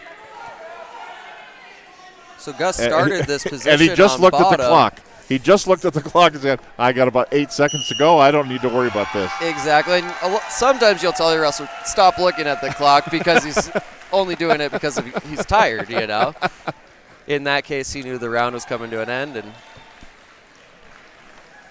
I'm guessing there are times when you're out there and you look at the clock and you say, did somebody not start the clock? How come? Oh, yeah. That's a bad feeling when you look at that clock and know I'm in big trouble here. Well, Or the other way. Yeah. You're up big and say, come on, we're done. Right. Because now on a regular match during the weeknight match, there are major decisions, right? Yeah, that happens. score. It happens here too. It happens here too for team score. A major decision, is worth, I think, half a point extra. A pin is 2 points. A technical fall, which is winning by 15, would give you an extra point for your team. But you don't stop the match.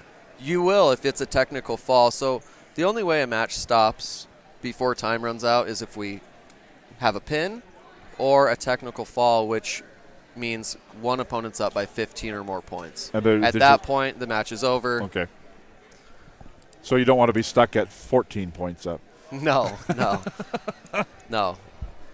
So we're going to present the awards here for 138 on the award stand down to our left here. And that's coming up here momentarily. We'll be going to the public address announcer. They're doing some last-minute addition and subtraction over there on the computer system, and we're going to be going to that here. Get him out. In just a moment. I always like it. Everybody's got a camera out on the mat too. We're trying to get a picture as well. Sorry about. They're up at there. 138 pounds. Ladies and gentlemen, if you direct your attention to mat number 1 at 138 pounds, in 6th place from Mariner, Ryan Fry. In 5th place from Jackson, Ben Brindle. In 4th place from Cascade, Yassine Alyssa. In 3rd place from Lake Stevens, Marshall Ryan. In 2nd place from Monroe, Taylor Ivy. And your champion at 138 pounds from Mariner, Levi Weaver. So Levi Weaver out of Mariner. The Marauders will send a first-seeded wrestler down to the Todd Beamer High School in Federal Way next week. 145 is in the book. That's Isaac Gus got the win. He'll be the number 1. We'll get that presentation coming up here after the next match, which we go to 152 pounds. And it's Ricky Kranz out of Glacier Peak, and it's Julian Freiberg out of Lake Stevens. The number 1 seed coming in was Ricky Kranz. He was a state participant a year ago at 152. This year wins at Mount Baker, Snohomish, Marysville, and Linden. 2nd seed was Julian Freiberg out of Lake Stevens, regional champion from a year ago as well. So we're set to go. Ricky Kranz, Glacier Peak in the blue. Julian Freiberg, Lake Stevens in the gold at 152 pounds. Number 1 in the state is Union's Tommy Strasenberg. And Kranz ranked number 9 in the state. I'll tell you, the Washington Wrestling Report website is a great website. It is. It's Dave Gilbertson, who is also an official. He does a great job with that. They are the source for sure. I was on that probably 4 times a day last week, and it's constantly updated. It's great. It is, yeah, and it gives a chance for parents and kids to get on there and. Well, and like you said, it's a community. It is. It is, and I've met a lot of people here at these tournaments, growing up, and it's fun to see their take, on the message boards and things of that nature. And if it's like any message board anywhere in the whole world, you get people on there that have not one earthly clue what they're talking about. Oh yeah. But they're glad to tell you what they think. Yeah, even the ones who know what they're talking about rarely, put anything of worth on it. So this is Ricky Kranz of Glacier Peak, Julian Freiberg of Lake Stevens. And Kranz of Glacier Peak with a 2-0 lead here inside a minute to go in the first period.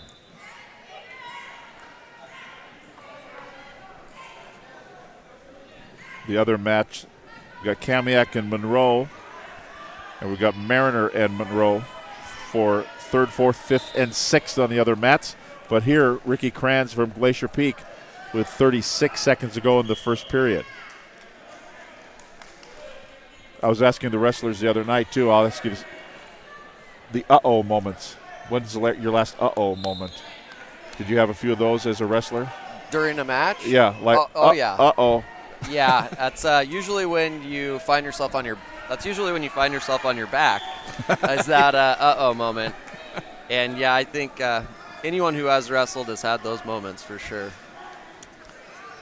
Well, we were talking about trying things, trying new moves, trying new things. Will you do that? You'll try something, you go, well, that didn't work. Yeah, for sure. A lot of those times, too, your coach has told you, do not try.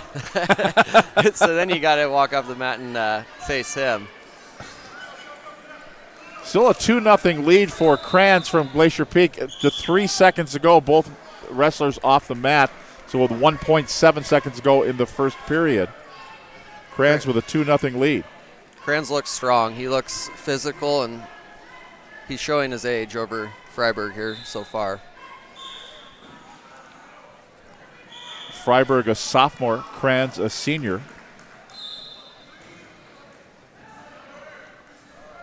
The end of the first period, still just 2-0. I thought maybe we'd have more scoring here.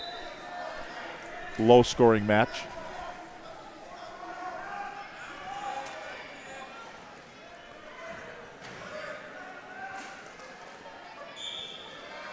I'm watching Ricky Kranz taking some deep breaths before the period started. Yeah. Talk about breath. There's got to be a whole bunch of. I'm a musician. There's got to be breath control in wrestling too. Exactly. You have to remind yourself to breathe, and literally say that to yourself. Hey, take some deep breaths here, and it can be hard to do. Stress can also, weigh on your endurance. I know it did for me. You wrestle in the wrestling room and you could go for 2 hours, and then you get out on the mat in 6 minutes. Can feel like a marathon. A whole different set of emotions, stress, and the intensity of it. I mean, it matters. Yeah. And how about the feeling, the sudden expending of energy, and I guess it's lactic acid in your muscles and things. Yeah.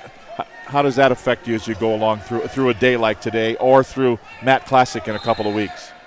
Yeah, it's not too bad recovering in between matches, but you go out in the first period, it's easy to go crazy, score a bunch of points, but not have anything left. We saw Kranz here in the first period come out, get a takedown, and then work really hard on top. Right. And we saw him taking those deep breaths afterwards. And it's still only a 2-0 lead. We've got an injury timeout here.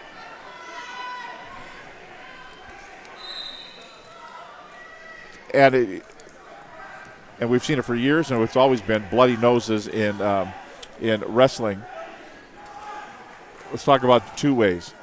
If you get were you a bloody nose guy or not? I was not, luckily. No, I've had, I think, one my entire life. So really? I was really lucky, yeah. But you've wrestled guys. That's all they're doing is blowing blood out of their nose. Yeah, it can become. Well, talk about the distraction. If you are wrestling somebody that's constantly, and it's not his fault. For me, I enjoyed it because I wanted that break. For other guys, they're the type of guys that grind on you and wear you down, and right, could go forever. Those guys, that's a bad deal. That guy Kranz, he got a lot of time there to recover. Right. And you can see him still, deep breaths. And it's most certainly going to make Krenz's life harder too, breathing. Now he's having a hard time breathing, and he could end up having to tape it up. Oh. Still only a 2-0 lead. We're coming to the final 30 seconds of the second period. And they're going to say they're going to award a point to Kranz, so it'll be a 3-0 lead here. 15 seconds to go, both wrestlers off the mat. So Kranz with the piece of cotton in his nose. You almost look, just because I noticed the breathing for Kranz, it's almost like that's a technique that he's just needs to take. Like you said, you need to remind yourself to take the big breath. Yeah, exactly. And just like running long distances, you teach yourself how to breathe and recover and get that second win. And it looks like he has. He's wrestling good here. A 3-0 lead for Ricky Kranz of Glacier Peak. at 152, the 9th-ranked wrestler in the state. He's got a 3-0 lead as we head into the third period. And we're underway. Lake Stevens' Julian Freiberg. Mentioned Freiberg, a sophomore. Kranz is a senior and went to state a year ago at the same weight, 152. Well, they're going to give a 1-point escape there for Julian Freiberg. So a 3-1 lead, so definitely not an insurmountable lead here. Minute 30 to go.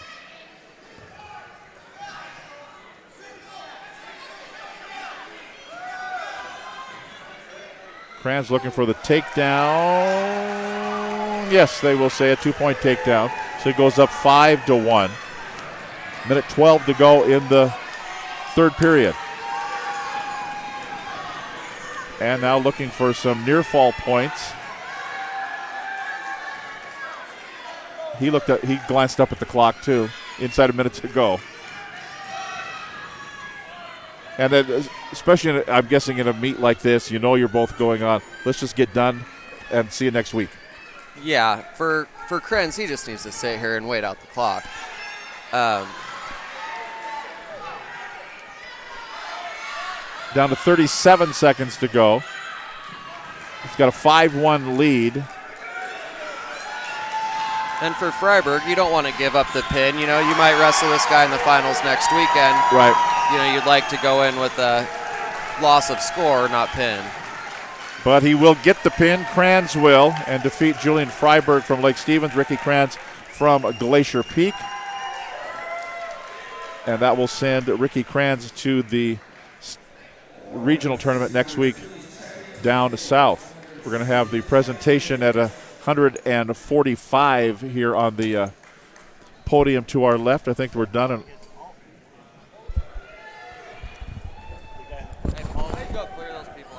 Okay, so we're going to get those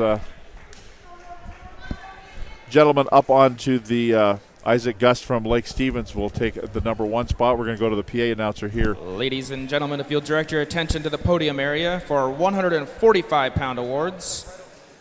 At 145 pounds, in 6th place from Monroe, Brock Rice. In 5th place from Kamiak, Gage Holland. From Mariner, at 4th place, Joshua Giron. In 3rd place from Jackson, Cole Anderson. In 2nd place from Glacier Peak, Tim Manzuk. And your champion at 145 pounds from Lake Stevens, Isaac Gust. So there's your champion, Isaac Gust from Lake Stevens at 145 pounds. Will advance to next week's regional tournament down south. Those gentlemen up on the podium. And we're going to be set to move into 160 pounds here in just a moment as the pictures are being shot of them up on the award stand. We talked about you being, Burke, a 4-time state champion, and but you did it in just 2 weight classes, right? Yeah, I wrestled 115 as a freshman and 125 for 3 years. Then I was looking down some of the others because there are 10 others in your club, the 4-time state champions. And guy that went to your same school, Michael Soler, started at 106 and also won a state championship 4 years later at 170. Yeah, it's a pretty, what a difference. Right, pretty amazing. And I think a lot of that is credit to how smart of a wrestler Michael Soler was. A lot of guys rely on strength or athleticism, where he was a technical wrestler and used his smarts to beat most of his guys. What were you? I would say I was more of an athletic wrestler for sure. I wasn't leading you there, but then you went there, so luckily okay. I was there. I put in a lot of time. You know, I was lucky my dad was a coach, and so a lot of that stuff was instilled in me without me even knowing.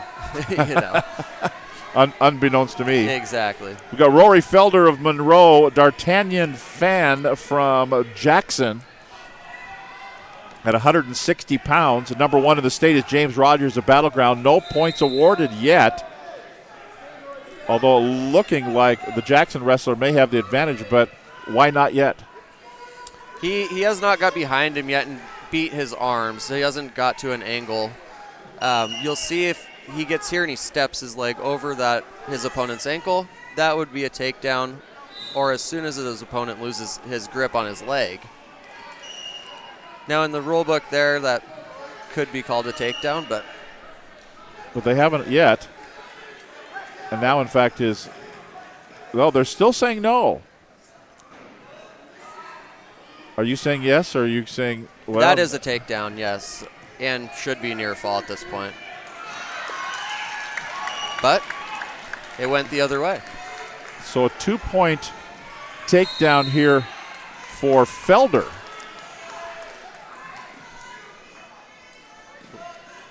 Boy, it seems like they took a long time to award points there. Yeah, and I think the coach has a good argument here. His wrestler, he stepped over the leg and was behind the opponent. I would have given that too. I think he went over and said his piece, and he'll sit back down in the chair. And just 7.4 seconds to go in the first period. Rory Felder of Monroe leading Fan from Jackson 2-0.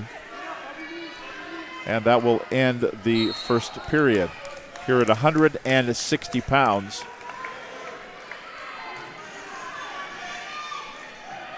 As Felder with the lead.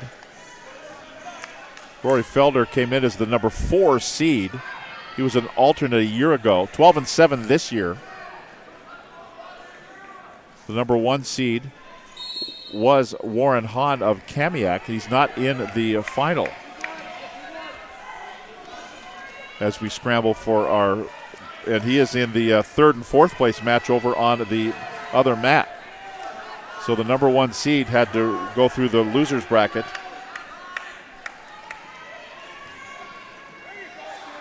And I'm looking for when he lost.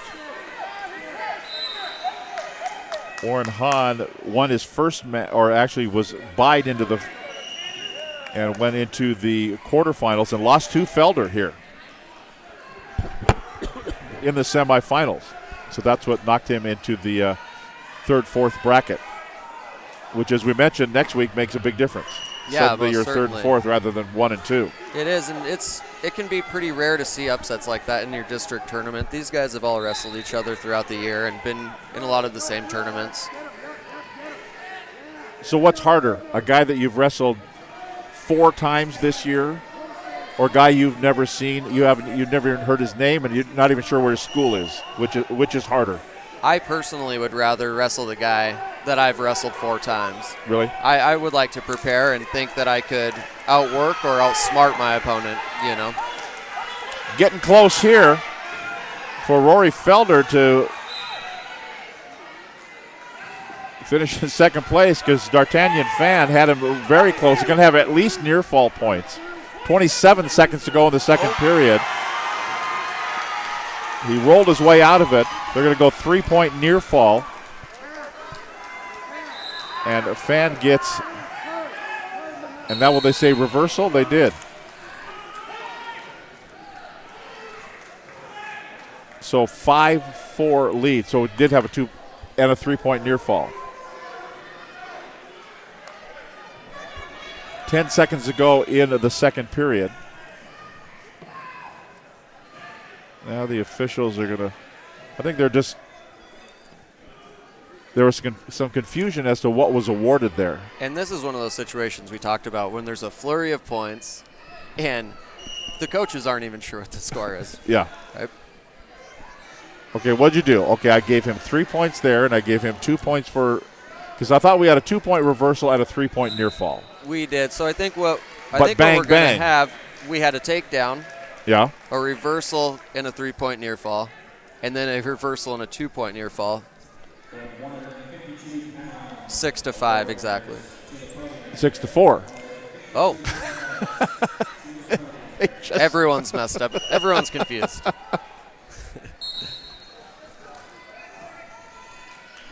So we're going to say 6-4 the lead. And we're coming down. There it is, the end of the second period. I think this is anybody's match, isn't it? So, Oh, most definitely, especially the way they wrestled that first period. Both guys had each other in trouble, and this should be a pretty high-scoring match, it looks like. so a 6-4 lead. And now we're going to have near fall anyway, close to a pin. Fan trying to get Felder down. He couldn't do it. So we had a reversal and near fall points and 3-point near fall points. So that's Fan now with a 9-6 lead. This is like a back and forth basketball game. It is. But who's going to throw up that prayer 3 at the end here? D'Artagnan Fan with the lead, 9-6, minute 18 to go. Third period in the match, 160 pounds. And They're going to say a reversal. So Felder gets 2 points, makes it 9-8. Now he's got the advantage. Not off the mat yet, though. Yeah, now they will. Put him off the mat. Who's up here? Or are they both up? We're going to have Monroe on top and down by 1 point. Now the officials, that's twice he's gone over to double check on the points. And the Jackson coach, he's going to wear out a path around the outside of that circle, checking on the points.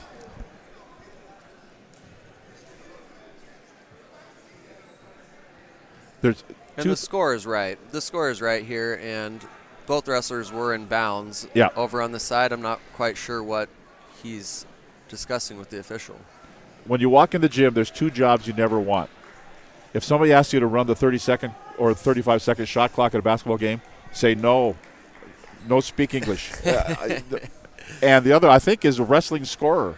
Yeah, points can come fast, and you can't take your eyes down to write it down. Yeah, it's tough, and a scorer as well in wrestling. You know, you throw that towel, and right. You know, someone wins with half a second left. You know, that's kind of on you.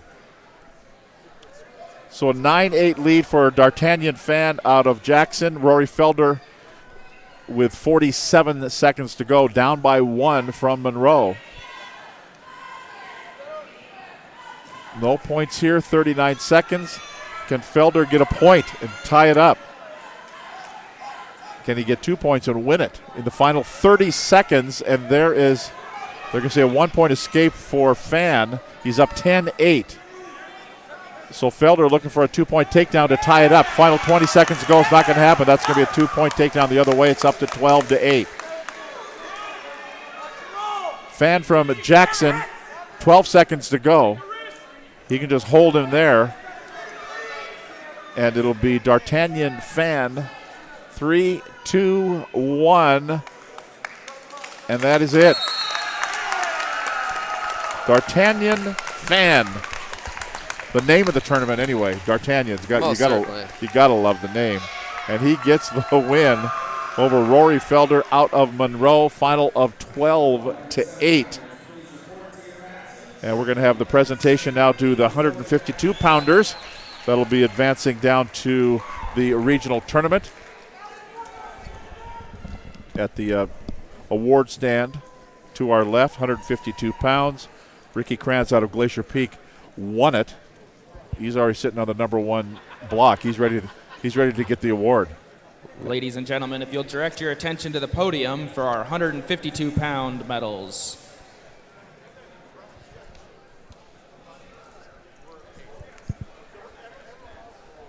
$152-pound medals in 6th place from Monroe, Colton Hernandez. In 5th place from Mariner, Roman Savchuk. In 4th place from Kamiak, Anthony Armad. In third place from Monroe, Stephen Luttrell. In second place from Lake Stevens, Julian Freiberg. And your champion at 152 pounds from Glacier Peak, Ricky Kranz.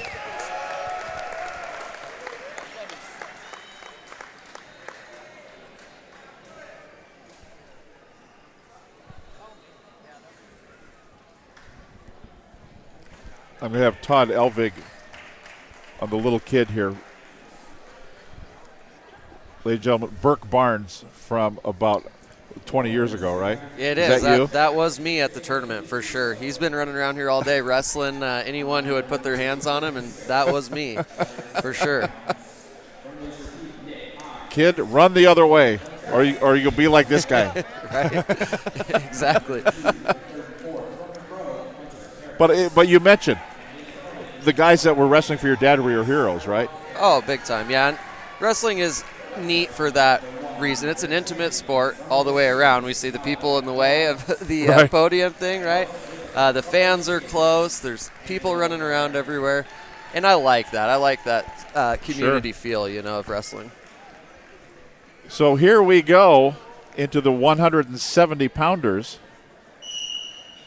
And Malachi Lawrence and Angelo Loera, and I think we're going to have a forfeit here at 170 pounds.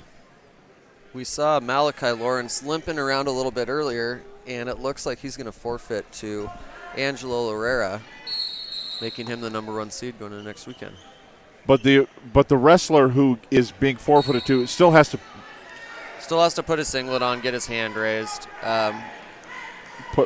Be ready to go and say, okay, I have no opponent. I was ready to go. Yeah, he has to show up and sign his bout sheet, and go through the steps. So we're going to switch our attention over to the other mat at 170 pounds. They're already underway over there. That's going to be Harris of Monroe and Furlong Benedetti out of Kamiak for third and fourth place. Here on mat 1, it will be Angelo Loera who will get the win by forfeit at 170 pounds over another Lake Stevens wrestler. And as you mentioned, you're injured. Here's a chance. We're both going south. It doesn't matter. We'll take the weight off the ankle or whatever is hurt on you, and we'll see you next week. Exactly. There's more important matches to come for both of those guys, and especially if you're dinged up a little bit, you want to come into next week as healthy as you can. Wrestling is hard. A 6-minute match can beat you out. So Harris and Furlong Benedetti out of Kamiak. Harris from Monroe over on the other match at 170 pounds. Let's talk about maintaining weight. You talked about cutting weight. I know they had a big push a few years ago about now there's going to be a baseline weight and this and that, blah, blah, blah. Exactly, and they needed to. It was a black eye of our sport, and just like boxing as well. Right. Cutting weight's dangerous. But dieting, running every day, things of that nature, I like. I don't mind the idea of missing one meal. There's people all over the world that miss meals. Yeah. And to experience that maybe once, before a tournament. Well, and going from 140 pounds to 138 pounds or 137 pounds, that's fine. But what used to happen was going from 140 pounds to 127 pounds. Yeah, if not or more, further. And that's the way it was when I, grew up. I cut a lot of weight, and it makes the sport miserable. And they have done a good job putting things in place, hydration tests and things of that nature, and baseline, coming up with your minimum weight, right. At the beginning of the season. And we needed to. It's funner to watch guys who are healthy, strong. Nobody wants to watch two skeletons, walking around the mat. Was it easy for you? Cutting weight, no, it was extremely hard. It's really the hardest thing you're physically going to probably do. But I'm guessing you had teammates, probably up through college too. Yeah. They needed to drop 6 pounds. By tomorrow, they were done. Oh yeah. I've been in situations in college and even high school where I was 10 pounds over, at 8 o'clock at night, and I needed to make weight at 8 a.m. the next morning, and spent all night on the treadmill, running. Yeah. And those are really hard times, but looking back, I have some pride in knowing that I made it. I could do that, Yeah. And now you don't have to worry about it. No, now I'm trying to put on weight. And it's easy. It's a lot easier than taking it off. So we're watching the other match over in the other mat, a 7-2 lead, end of the third period at 170. We've already had the forfeit here for Angelo Lorera will advance from Lake Stevens over Malachi. Lawrence, also from Lake Stevens, both will advance. You're talking about the you're in that 4-time state championship club. Mm-hmm. Was the first one harder, the second one, third one, fourth one? I think the first one just. Or were they all easy? No, they're never easy. I had good opponents, in the state finals all 4 years, and I think the first one was the hardest though, because in my situation and a lot of the other 4-time state champions, they've been told for years, you're going to be a 4-time state champion, or their friends expect them to do it, their coach, their parents, things of that nature. So getting over the hump, getting that first one out of the way, then you feel like, all right, now I can roll, Yeah. And oftentimes, too, you come in as a freshman, and you're wrestling an 18-year-old man, Yeah. And that is probably your hardest season to get that win. And you said you know some of these guys, don't you? Oh, yeah, I know. Wrestling's a small community. Me and Martin Mitchell, who's from Tonasket, Washington, he's a 4-time state champion. We grew up since the time we were 6 years old. Spent all summer together in Coeur d'Alene, Idaho, running around town and wrestling.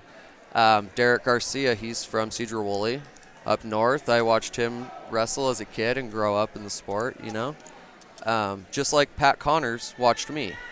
Me and Pat know each other. He's a coach at Fife now. And, this is a small community. We all know each other. And we've talked about it off air. I don't think I talked about it on the air. Lakeside 9 Mile Falls, their coach is Brad Perry, who's the son of the athletic director, former wrestler at Snohomish. Brad, a very successful wrestler when he was in school. He's coaching a kid who will be the first time, you weren't, nobody else was, undefeated his entire high school career. Yeah, that's tough. Yeah, it's amazing. Yeah, it's amazing to go your entire career undefeated.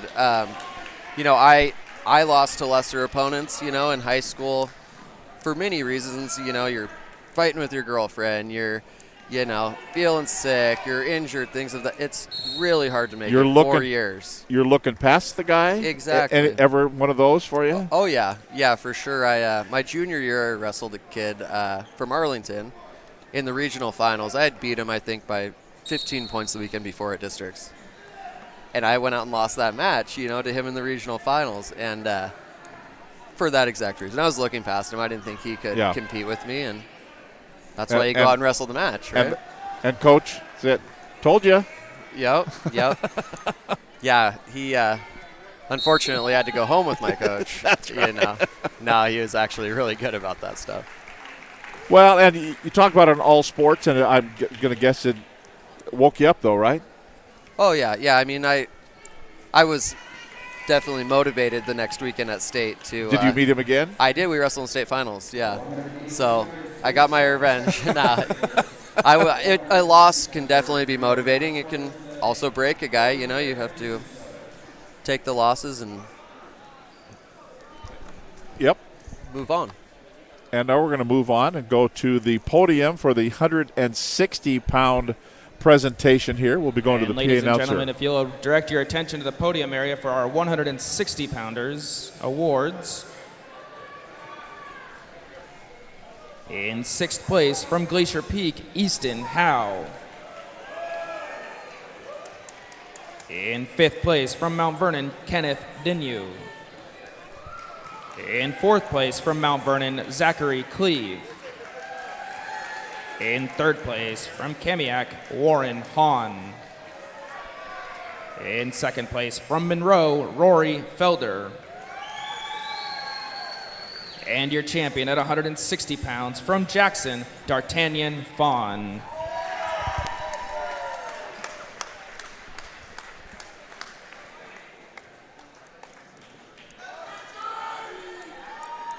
So D'Artagnan Fawn will put on the medal and hold up the score sheet. Do you still have those? The medals and brackets? Yeah. I believe my mom probably has held on to a few brackets. In the summer, you go to the national tournaments and things of that nature, and those brackets will hang all the way down the floor, and those are fun to keep. Talk about those summer tournaments. Talk about the national type that you were on national teams and things like that. Yeah. How much is that different?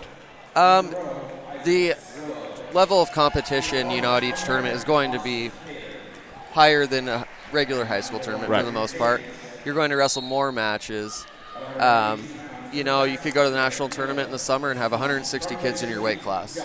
Wow. And so to win that tournament, that's 15 matches, and that's where a lot of these kids you see who are dominating in their district and regional tournaments have got that mat experience, and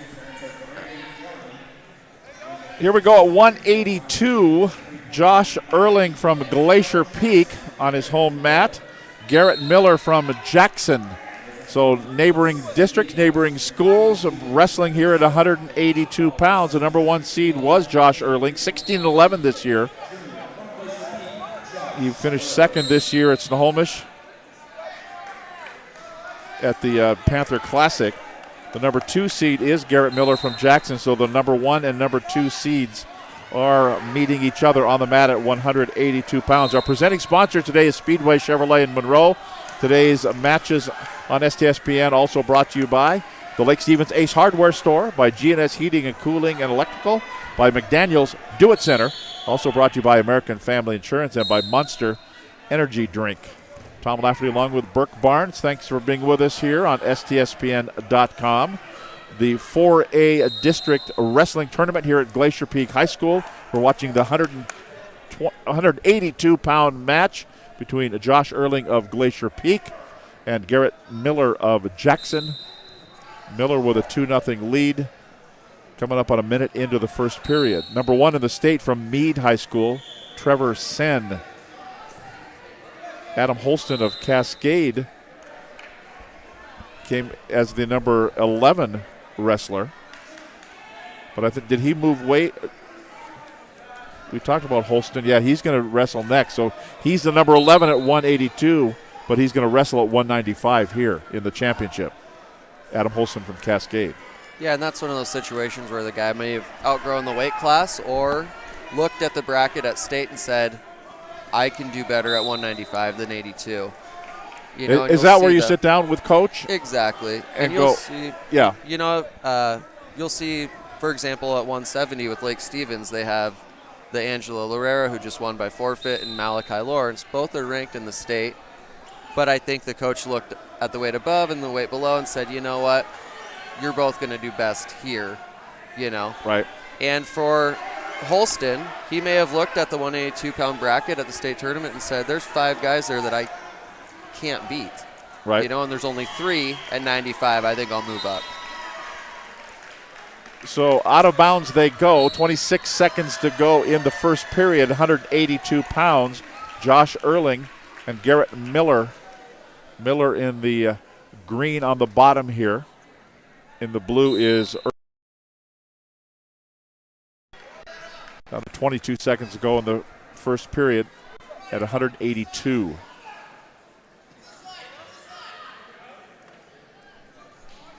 Down to 12 seconds to go. And kind of Miller just trying to keep a wide base and say, yeah, you're not going to turn me, and we're going to end this period right about now. And now you saw the official. Now he called locking hands like we saw earlier. Once your opponent gets to his feet, you can lock your hands around his body. But if one knee is still down and you lock those hands, that's illegal on 1 point.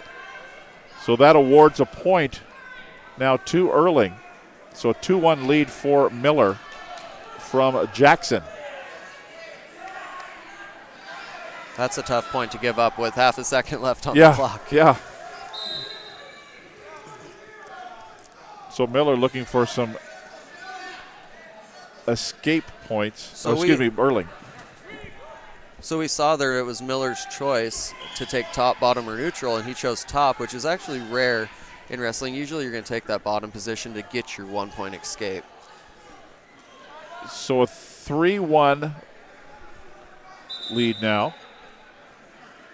And now they've stopped. Now, has that changed with the headgear when the headgear comes off? It seems to me I remember watching wrestling and they would just grab it and throw it off, but not anymore, right? No, they're going to stop the match and make you put your headgear back on, and rightfully so. You don't want to end up with ugly ears like me. You got headphones on now, so it's okay. Right? I told my girlfriend that it affects my hearing. Right. Oh, I can't hear you. It's the cauliflower ear.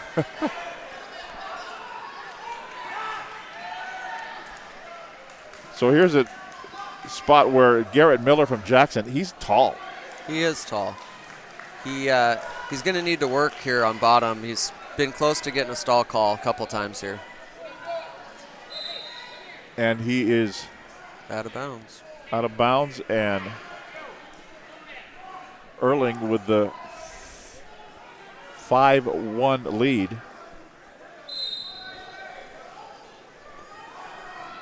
With 47 seconds to go in the second period.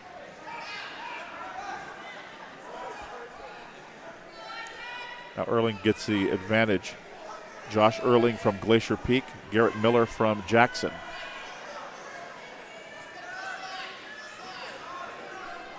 .27 seconds to go in the period. Almost looked like he was going to lock hands again, didn't it? Mm-hmm.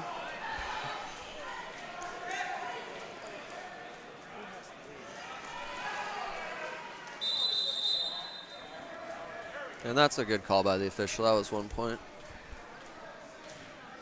So they're going to say it's a... Oh, he took it away.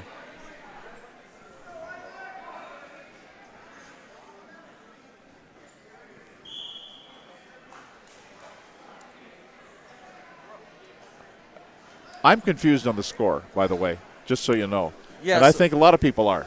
I think the officials may even be confused here. What happened here is he called a technical violation of some kind. It must have been fleeing the mat, trying to run away from your opponent or get out of bounds.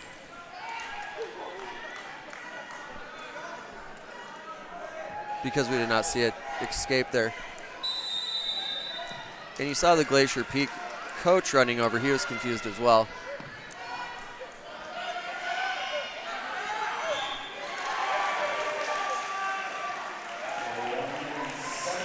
I guess as long as they know what the what the scoring is. Yeah, and you know, stalling and technical violations oftentimes are hard to judge, kind of like pass interference in football. Right. You know, it's up to the official to make his best judgment, and those are always hard. So the Glacier Peak wrestler has the lead. Now it's 6-2. That's Josh Erling, 6-2 lead. We saw escape points there, so both wrestlers are up. Still have not awarded points here for a takedown. Ooh. And now in college, you saw his hand was still in bounds there, the bottom guy who got jumped. So that would have been a takedown for Glacier Peak's wrestler. But in high school, 2 points were out of bounds, no point. So both wrestlers still up, a 6-2 lead for Josh Erling from Glacier Peak. I was confused on the score a little earlier. Yeah, and with a minute left here, being down by 4 points, you're going to see the Jackson wrestler start to attack upper body stuff. He needs to take him to his back.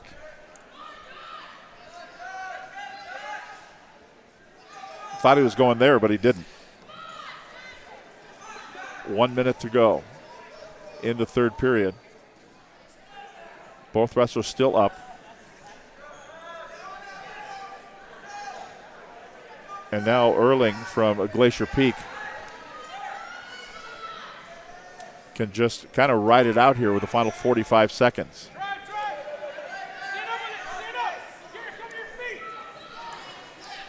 The thing about Erling from Glacier Peak, though, he's heavy. He compact heavy, right? Different than lanky heavy like Miller is from Jackson. Right, and I think traditionally people think of wrestlers as short and stocky, right? the way Erling is. But with leverage and height, you can cause a lot of problems, like we talked about earlier, being on top. Now with 14 seconds left here, Erling can give up this takedown and practically lay down for the rest of the time, right? Yeah. Down to 5 seconds to go. And that will be that at 182 pounds. And the winner will be from Glacier Peak. And that is Josh Erling to win it. Final of 8-4. We're going to have the presentation of the awards to the 170-pounders on the award stand here in just a moment. And we'll be advancing to the last couple of matches here in the district final. So they'll be calling over the 170-pound winners, and they'll be going to the award stand.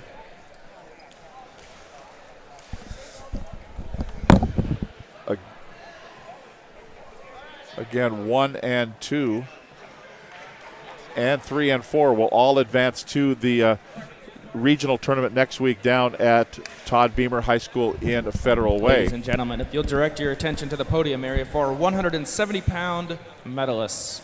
In 6th place from Glacier Peak, Nick Hines. In 5th place from Jackson, James Ryan. In 4th place from Kamiak, Max Furlong Benedetti. In 3rd place from Monroe, Hunter Harris. In 2nd place from Lake Stevens, Malachi Lawrence. And your champion at 170 pounds from Lake Stevens, Angelo Lorera.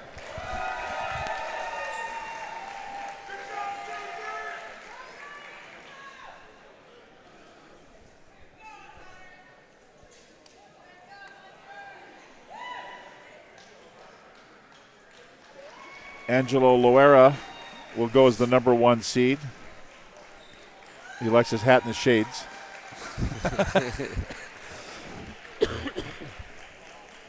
So they will advance. We'll have the 182-pound presentation coming up after the next match, which brings us to 195. They're already out on the mat. Adam Holston from Cascade and Jose Parra from Mariner. Nice article, interesting article about Adam Holston from Cascade in the Herald actually on Monday. Been through some adversity. Previously attended Marysville-Pilchuck, now lives with the coach at Cascade High School.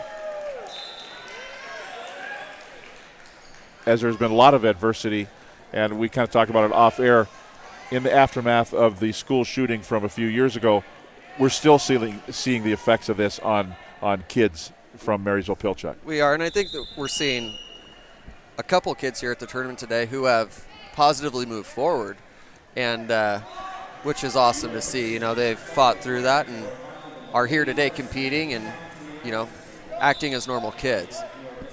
And you forget that that's 3 years ago. Mm-hmm. You know, and those kids that were freshmen and sophomores are now seniors.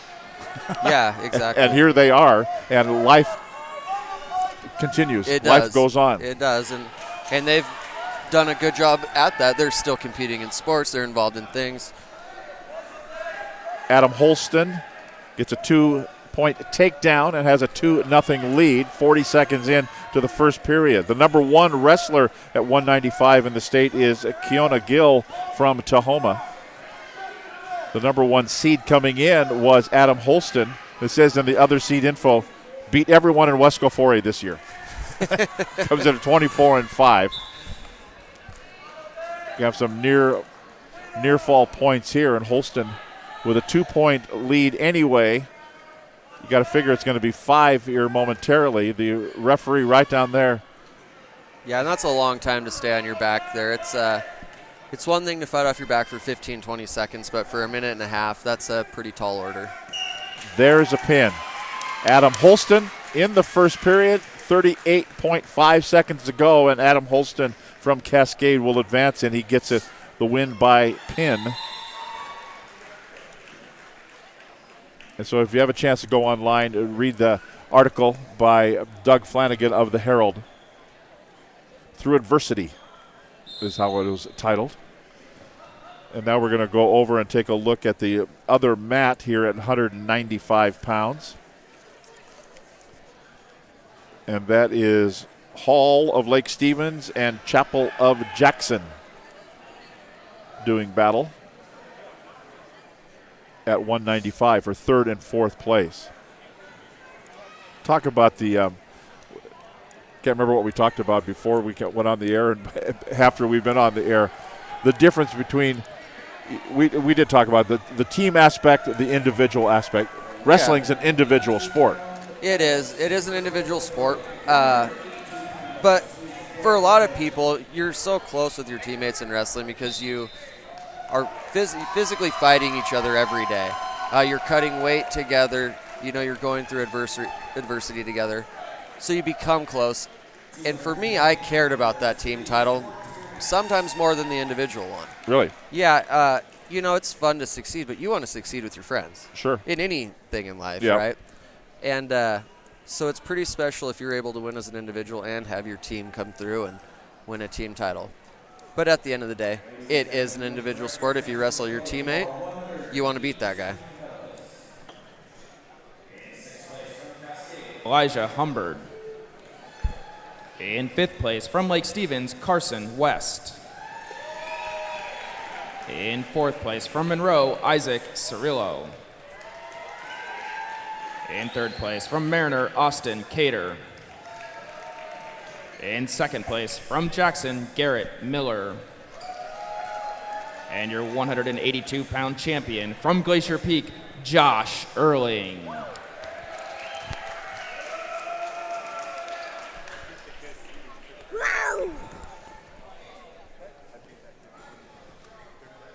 So there are your winners at 182. And Josh Erling from Glacier Peak will go as the number 1 seed. Garrett Miller from Jackson as the number 2 seed. We'll have the 195s here in just a little bit, the presentation there. Now we go to the 220 out on the championship mat as the would-be photographers will make their way off of the mat, and we'll get underway at 220 pounds. Drew Kindle from Kamiak, Josh Felder from Monroe set to go at 220. Number 1 in the state from Camas is Dylan Ingram. Josh Felder, the number 4 ranked wrestler in the state at 220, and there he is out on the mat wearing black and orange of Monroe. Josh Felder, the 2nd seed, though, coming in. 16th in the state, or in 2016 finished 7th in the state. The number 1 wrestler was Caden Herbert out of Mariner, coming in as the number 1 seed. He did not make the final.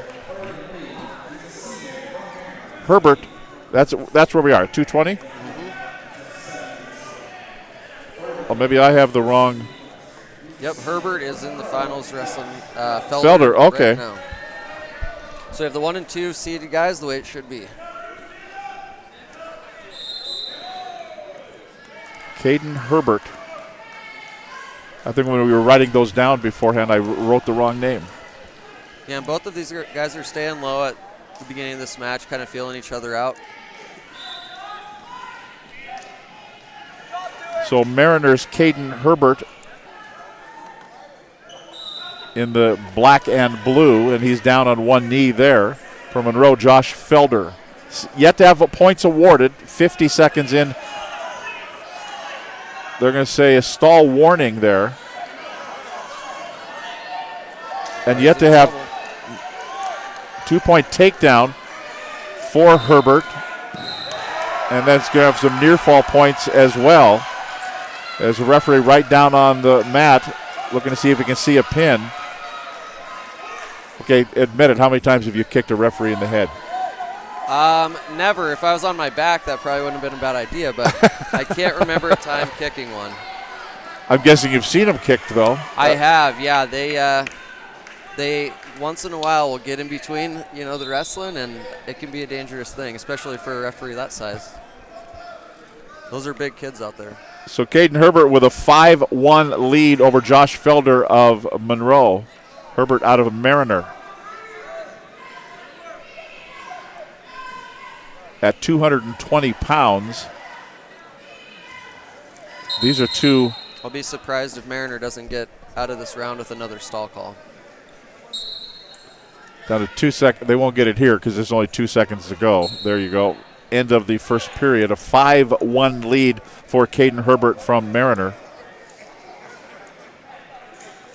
And they flip the coin. And that'll put Herbert down in the down position. Which I like. I like taking down first rather than deferring the call to your opponent. You have more energy in the second period to get away than you do in the third. I like that call. And now Felder had a hold of his ankle, then let it go.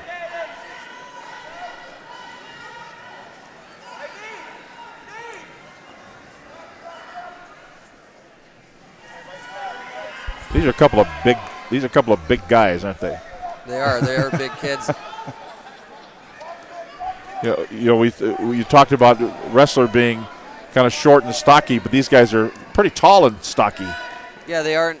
You know, it's funny. A 170-pound high school kid is going to turn into a big man one day. Yeah. You know, a 220-pound high school kid will be a very big man.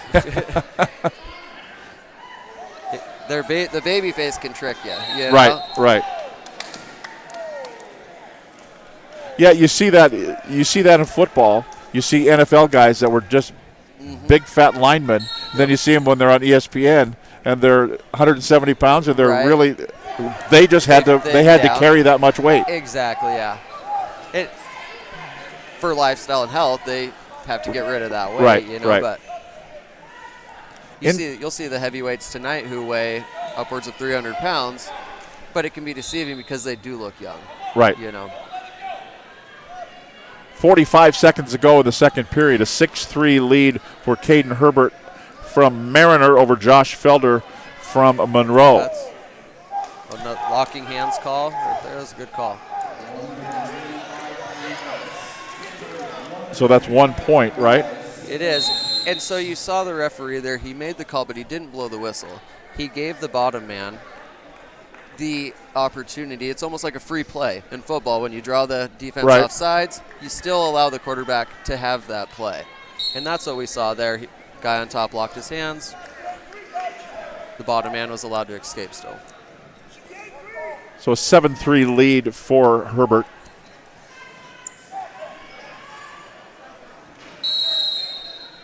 And that time they kind of ran into each other, didn't they? Anytime you take that many steps backwards, you're going to get a stall call there. And he's going to be lucky to not get another one. He needs to circle. So they don't like you stepping backward? No. You always want to circle. And right here, when you're on the out-of-bounds line, a lot of times you'll circle in and then shoot your opponent off, to show, hey, I'm the one, Yeah. Even though I backed myself up to this line, as long as I circle in and shoot that guy off the mat, I'm going to save myself from a stall call. Now the Monroe coach over there, they're having another discussion about scoring, I believe. And I think the scorer missed an escape point there. So 7-4 it moves to now. Yep.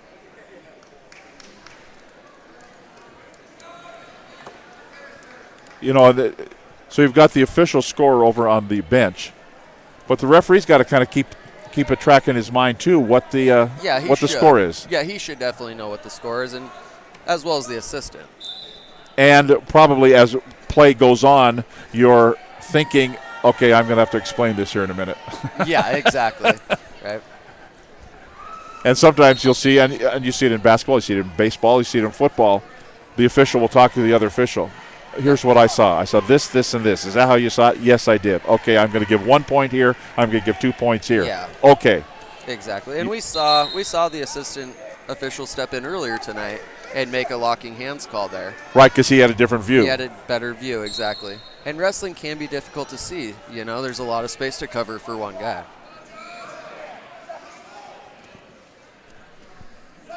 This is an 8-4 lead for Caden Herbert from Mariner, leading Josh Felder from Monroe at 220 pounds. Minute and a half to go in the third period. The third and fourth and fifth and sixth are all done. 2 more points here awarded now to Josh Felder, so making a little bit of a comeback, and now the Blood time. Be some blood. Now this is going to get interesting here. The Mariner wrestler already has two stall calls.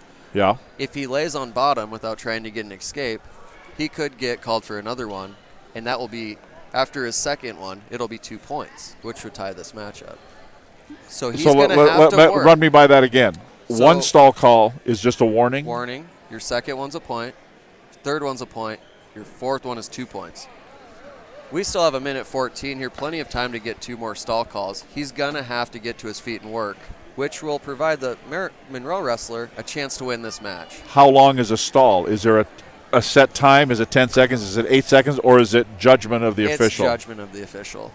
It's not 5 steps backwards. You get a call, or 10 seconds without getting up off your knees. Right. It's a judgment call. I'm going to liken it. I'm going to another sport again to 3 seconds in the key. Exactly. Look, they're in the 3, 8, 12 seconds. It doesn't matter. Did you get an advantage? And that's exactly right. And the official has to look at the other guy as well. Is this guy the reason he's not scoring points? Right. Are they off? Are they off? They are off the mat. 9-8 is the lead. Now, a lot of times here you will see the top man let the guy go. He did. And now he needs to get that takedown to tie the match. So that makes it 10-8. And looking for a takedown here. 49 seconds to go. 11-8 the score. Is that right? I think the score should be 10-8. I think so too. Because he let him go to get to 10. Now the officials are standing, and now they're going to stop for blood again. The Monroe coaches seem unaware of the score. Now it says 11-6, by the way. So we're all over the map here on the score. Because the 11 should be for Herbert. I'm having a hard time not walking over there and straightening this out, to be honest. We're media now. You don't get to do that anymore. I know, right? They didn't allow me to do that before I got on here. The only time we get, if they go to the monitor, like in college basketball, we're going to the monitor. Right. And college wrestling has replay actually now, which is nice. It's a sport that requires replay. Sure. And here's where you would go back and say, okay, here's where I awarded this, here's where I awarded that, here's this. But you thought he allowed the escape. You said it right as it happened. He allowed the escape for 1 point. Which it was 9. Made it a 2 point. It was 9-8. Yep. He cut his opponent, giving him 1 point, making the score 10-8. He got the takedown, 10-10. Right. Well, no, it should be 10-8 still. Yeah, he never got the takedown. He never got the takedown. That was the next step that never happened. Yes, sir. So it should. We're contending it's 10-8. And this is where it's nice to have a statistician of your own, right? Sitting next to the coaches here. And that's what you have a head coach sitting there, and the other guy's keeping score, usually, or do you just? He should be aware of that, There's got to be an app for that, right? It's hard. It's hard to not get into the match, when you're sitting in the chair, you see those guys are moving around, elbowing each other, and. But you're right; they should know the score. And here's another different sport again. You have an assistant coach in a basketball that knows how many timeouts you have left. Exactly. Coach, exactly right. You got 2 timeouts left. Yeah. That's his third personal. You've got to have somebody that it's football, same thing. Yeah, and that's exactly right. I think you do see that in wrestling with the 2 coaches for sure. Blake Stevens, for example, my father. He's focused on the wrestling. He's lucky to have Andy Knutson or Dean Witt as assistants. Yes, yeah. Let's talk about what these guys are doing. They're just standing there going, "Look, we're both going to regionals next week. What are they thinking?" Well, I think we can see it on the Mariners wrestler's face. He has a big smile right now because he was tired and was starting to lose the match. Where the Monroe wrestler would have loved the match to continue. He was on a roll. He lost his momentum there. And now with 30 seconds left, he's going to need a big move with the score. Well, see, so we had some score changes before we even got to where you thought he should allow the escape. Yeah. Because it was 12. Because when we just resumed here, it was 12-6. It's now 12-8. Both wrestlers are up. 16 seconds to go. Yeah, the scorer must have missed something back way before that. And you see him going upper body now. He had to try something, being down by 8 points. So 13. They're giving the points to the wrong person. It should be 15-8. Yeah, yeah. And we'll do it. So 15-8 is going to be the final. That was something else. Are we sure? I don't know that anyone's sure, to be honest, at this point. So I think we had the officials and the official score and the guy running the scoreboard. You've got a kind of a three-wheeled thing there that you've got to everybody be on the same page. Yeah, they probably should be with 3 people in there. It looks like they got it, though, and Monroe coaches appear to agree with the score. So. And we're going to have the presentation for 195. Adam Holston won by pin from Cascade over Jose Parra of Mariner. And they will have the presentation here in just a moment. Ladies and gentlemen, if you'll direct your attention to the podium for the 195-pound medals.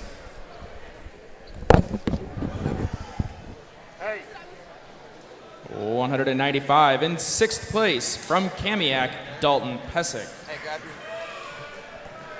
your... In 5th place from Cascade, Connor Thompson.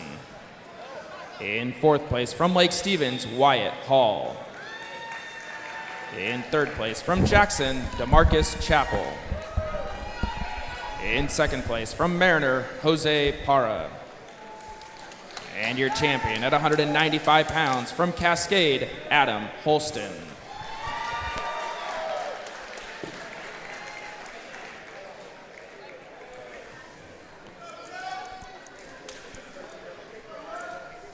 I think we're missing somebody.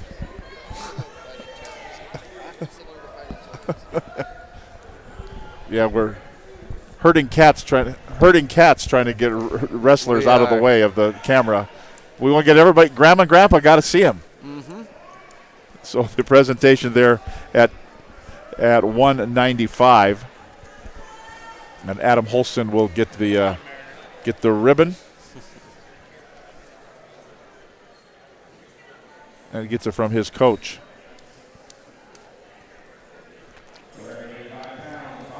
His emotional coach. Yeah. So there you go at 195. We'll get the 220s awarded here in just a little bit. Now we're going to the big boys. 285, and it's going to be Andrew Raymond from Cascade, Draven Hodgins from Mount Vernon set to go. Yeah, and this may be one of the most competitive weight classes at any district this Is that weekend right? across the state. I believe we have 4 wrestlers ranked in the top 10.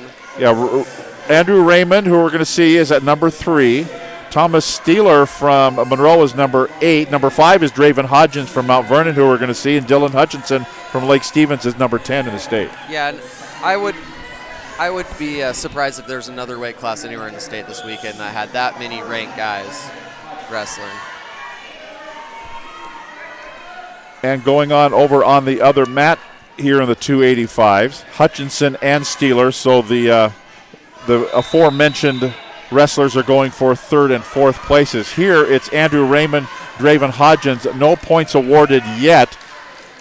These two big guys over flirting with the out-of-bounds line. Now they'll come. See the Mount Vernon wrestlers more comfortable here in these upper body positions. You see the Cascade guy kind of backing out and trying to block with his hands.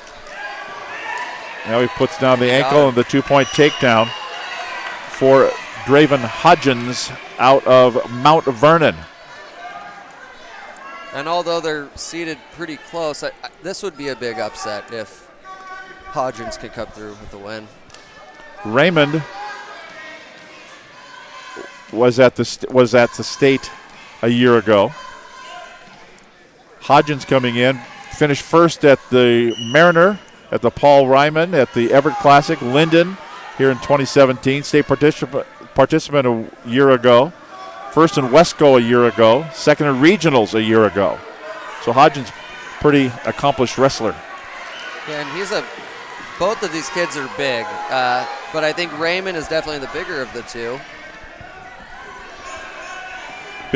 Talk about the way it used to be HVY Yeah, or UNL. Yeah. Is there now there's an upper limit? 285 pounds now is the limit, which I think Raymond might have to miss a meal or two to make. He's a big kid. But yeah, back in when my dad was wrestling, in college and stuff, you could have a 400-pound man, wrestling a 230-pound guy. Yeah. Right. 4-1 lead for Draven Hodgins out of Mount Vernon at the end of the first period here at 285, the final match of the day. And Andrew Raymond will defer, so Draven Hodgins will go to the down position here, start the second period. A 4-1 lead for Hodgins. And they are set to go. They're already done in the third and fourth. Yeah, I believe Steeler from Monroe got a pin over there over Dylan Hutchinson from Lake Stevens. 4 wrestlers will advance to the regionals.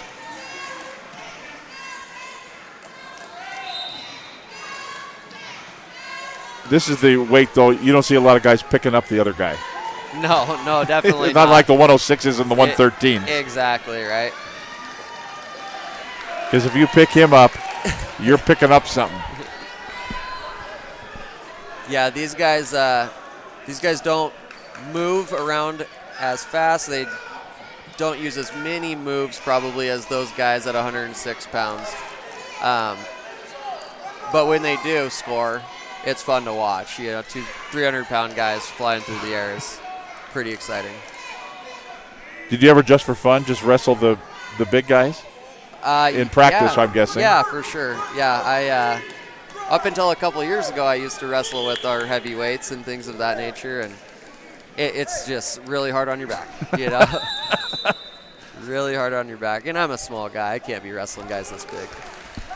Well, if you give them the same moves you do, the guys that are your size, you can move them around. This guy just lay there, right? Oh, yeah. You don't want to get go ahead, underneath. Pipsqueak. Yeah, you don't want to get stuck underneath one of these guys.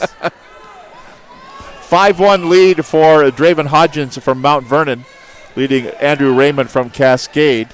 About 30 seconds to go in the second period.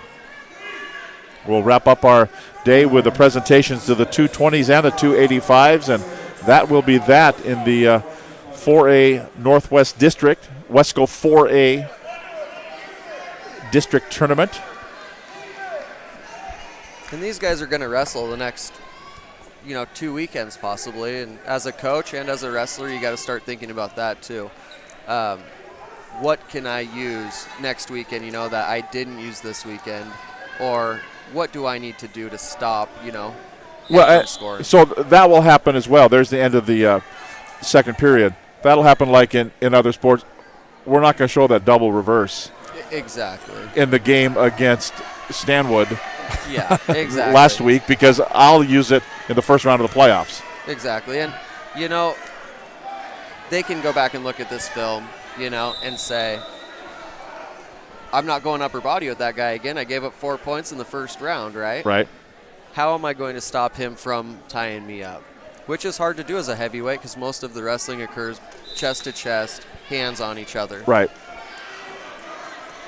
Again, some question on scoring, it looks like. So they're going to, rather than 5-1, they're making it 6-2. So here again is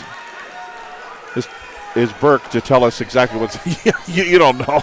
I think what's going on is it's a long day. Those guys have been sitting at the table. They're probably ready to head home. And now they're going to go over again. And now the coaches are making their way over there. So the score, as far as we know, unofficially, it's 6-2. With Draven Hodgins from Mount Vernon leading Andrew Raymond. In the whole scheme of things, it won't matter except that you want that number 1 seat. Exactly. And this could get exciting here at the end of the match with him being down 4 points. We could see him go upper body and see somebody get thrown here. Now, as the top man, he needs to return that wrestler. Otherwise, he's going to get called for a stall. Oh. And there he did. He did. Put him right back down on the mat. The score is at 6-2. Hodgins leading Raymond. Mount Vernon with the advantage over Cascade. 1:25 to go in the match. 1:25 to go in the meet. And we'll have the last couple of presentations of the awards. Who do you like in the Super Bowl? I bet on coaches, and I'm not going to bet a bit against Bill Belichick. I would love to see Atlanta win one, and I think their defense is maybe better than the Patriots, but I just can't bet against Bill Belichick and Tom Brady. Now somebody's going to watch this online in 4 or 5 years, and they're going to watch back when I wrestled, and they're going to say, who are those two idiots talking about? Right. Atlanta's won 6 in a row since then. No, that won't happen. No, I don't think so. They're going to have to play the Seahawks next year at some point. Down to 30 seconds to go. A 6-2 lead for Hodgins from Mount Vernon. Now they're going to stop for a stall. The Patriots actually had a player, an offensive lineman named Stephen Neal, who was a NC2A Division I wrestling champion and a world champion in wrestling. Never had played football. Went and tried out for the Patriots and was a starter for 5 years. It has 2 Super Bowl rings. And pretty awesome story. Well, they also, who has the lacrosse player? One of the teams. It's the Patriots. Patriots? It's their receiver. Yeah, he put up 180 yards in the AFC Championship game. And I thought they had another sport. Who's the rugby? Rugby?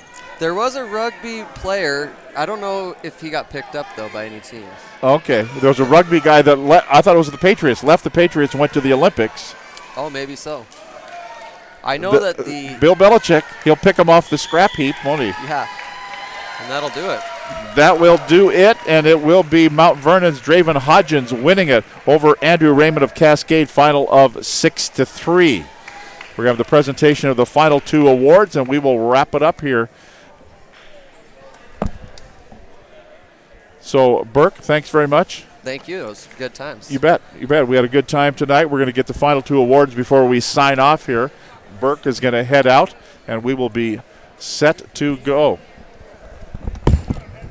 So we're going to have the presentation, and we're going to go to the PA announcer here in just a moment as they're sending them over there, and we will wrap it up here. And but glad you're with us here from Glacier Peak High School all afternoon long. Presentation now coming up for the 220-pounders. As we mentioned, all top 4 wrestlers will advance to next weekend's regionals at Todd Beamer High School in Federal Way. Regionals for 4A at Beamer, Skyline, Curtis, and Richland.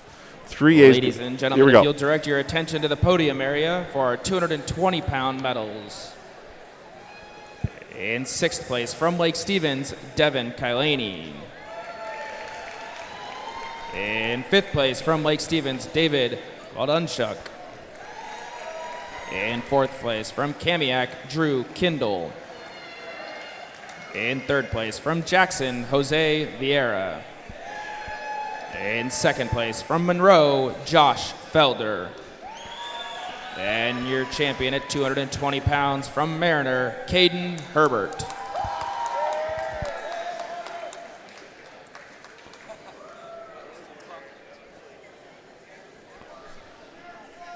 So the 220-pound place finishers will be on the podium here, and we're going to go to the 285s before we sign off. Thanks for being with us again. Burke Barnes working with me tonight. Tom Lafferty here. Our presenting sponsors, Speedway Chevrolet in Monroe. Also, Lake Stevens Ace Hardware Store, GNS Heating, Cooling, and Electrical, McDaniel's Do-It Center, and American Family Insurance, and Monster Energy Drink are sponsors, our presenting sponsors here tonight at Glacier Peak High School for the Wesco 4A District Wrestling Championships. The 285s will be coming up next, and we're going to bring them onto the podium and get them awarded here. And the 285s, and here we go. Did he just go? This is on.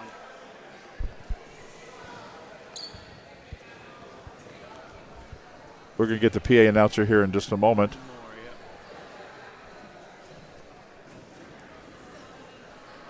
Ladies and gentlemen, if you direct your attention to the podium area for our 285-pound medalists. In 6th place from Glacier Peak, Josiah Palmathy. In 5th place from Lake Stevens, Justin Thompson. In 4th place from Lake Stevens, Dylan Hutchison. In 3rd place from Monroe, Thomas Styler.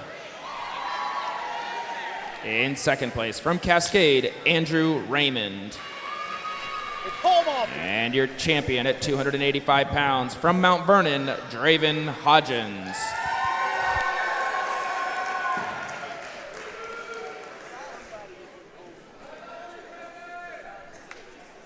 So there you go. 285s have been awarded, and everybody has been awarded what they're going to get here in the Wesco 4A Northwest District Wrestling Tournament. And again, we thank you for being with us. For Burke Barnes and Todd Elvig, I'm Tom Lafferty. Thanks for being with us, and we will see you next time. Thanks for watching wrestling here on STSPN.com.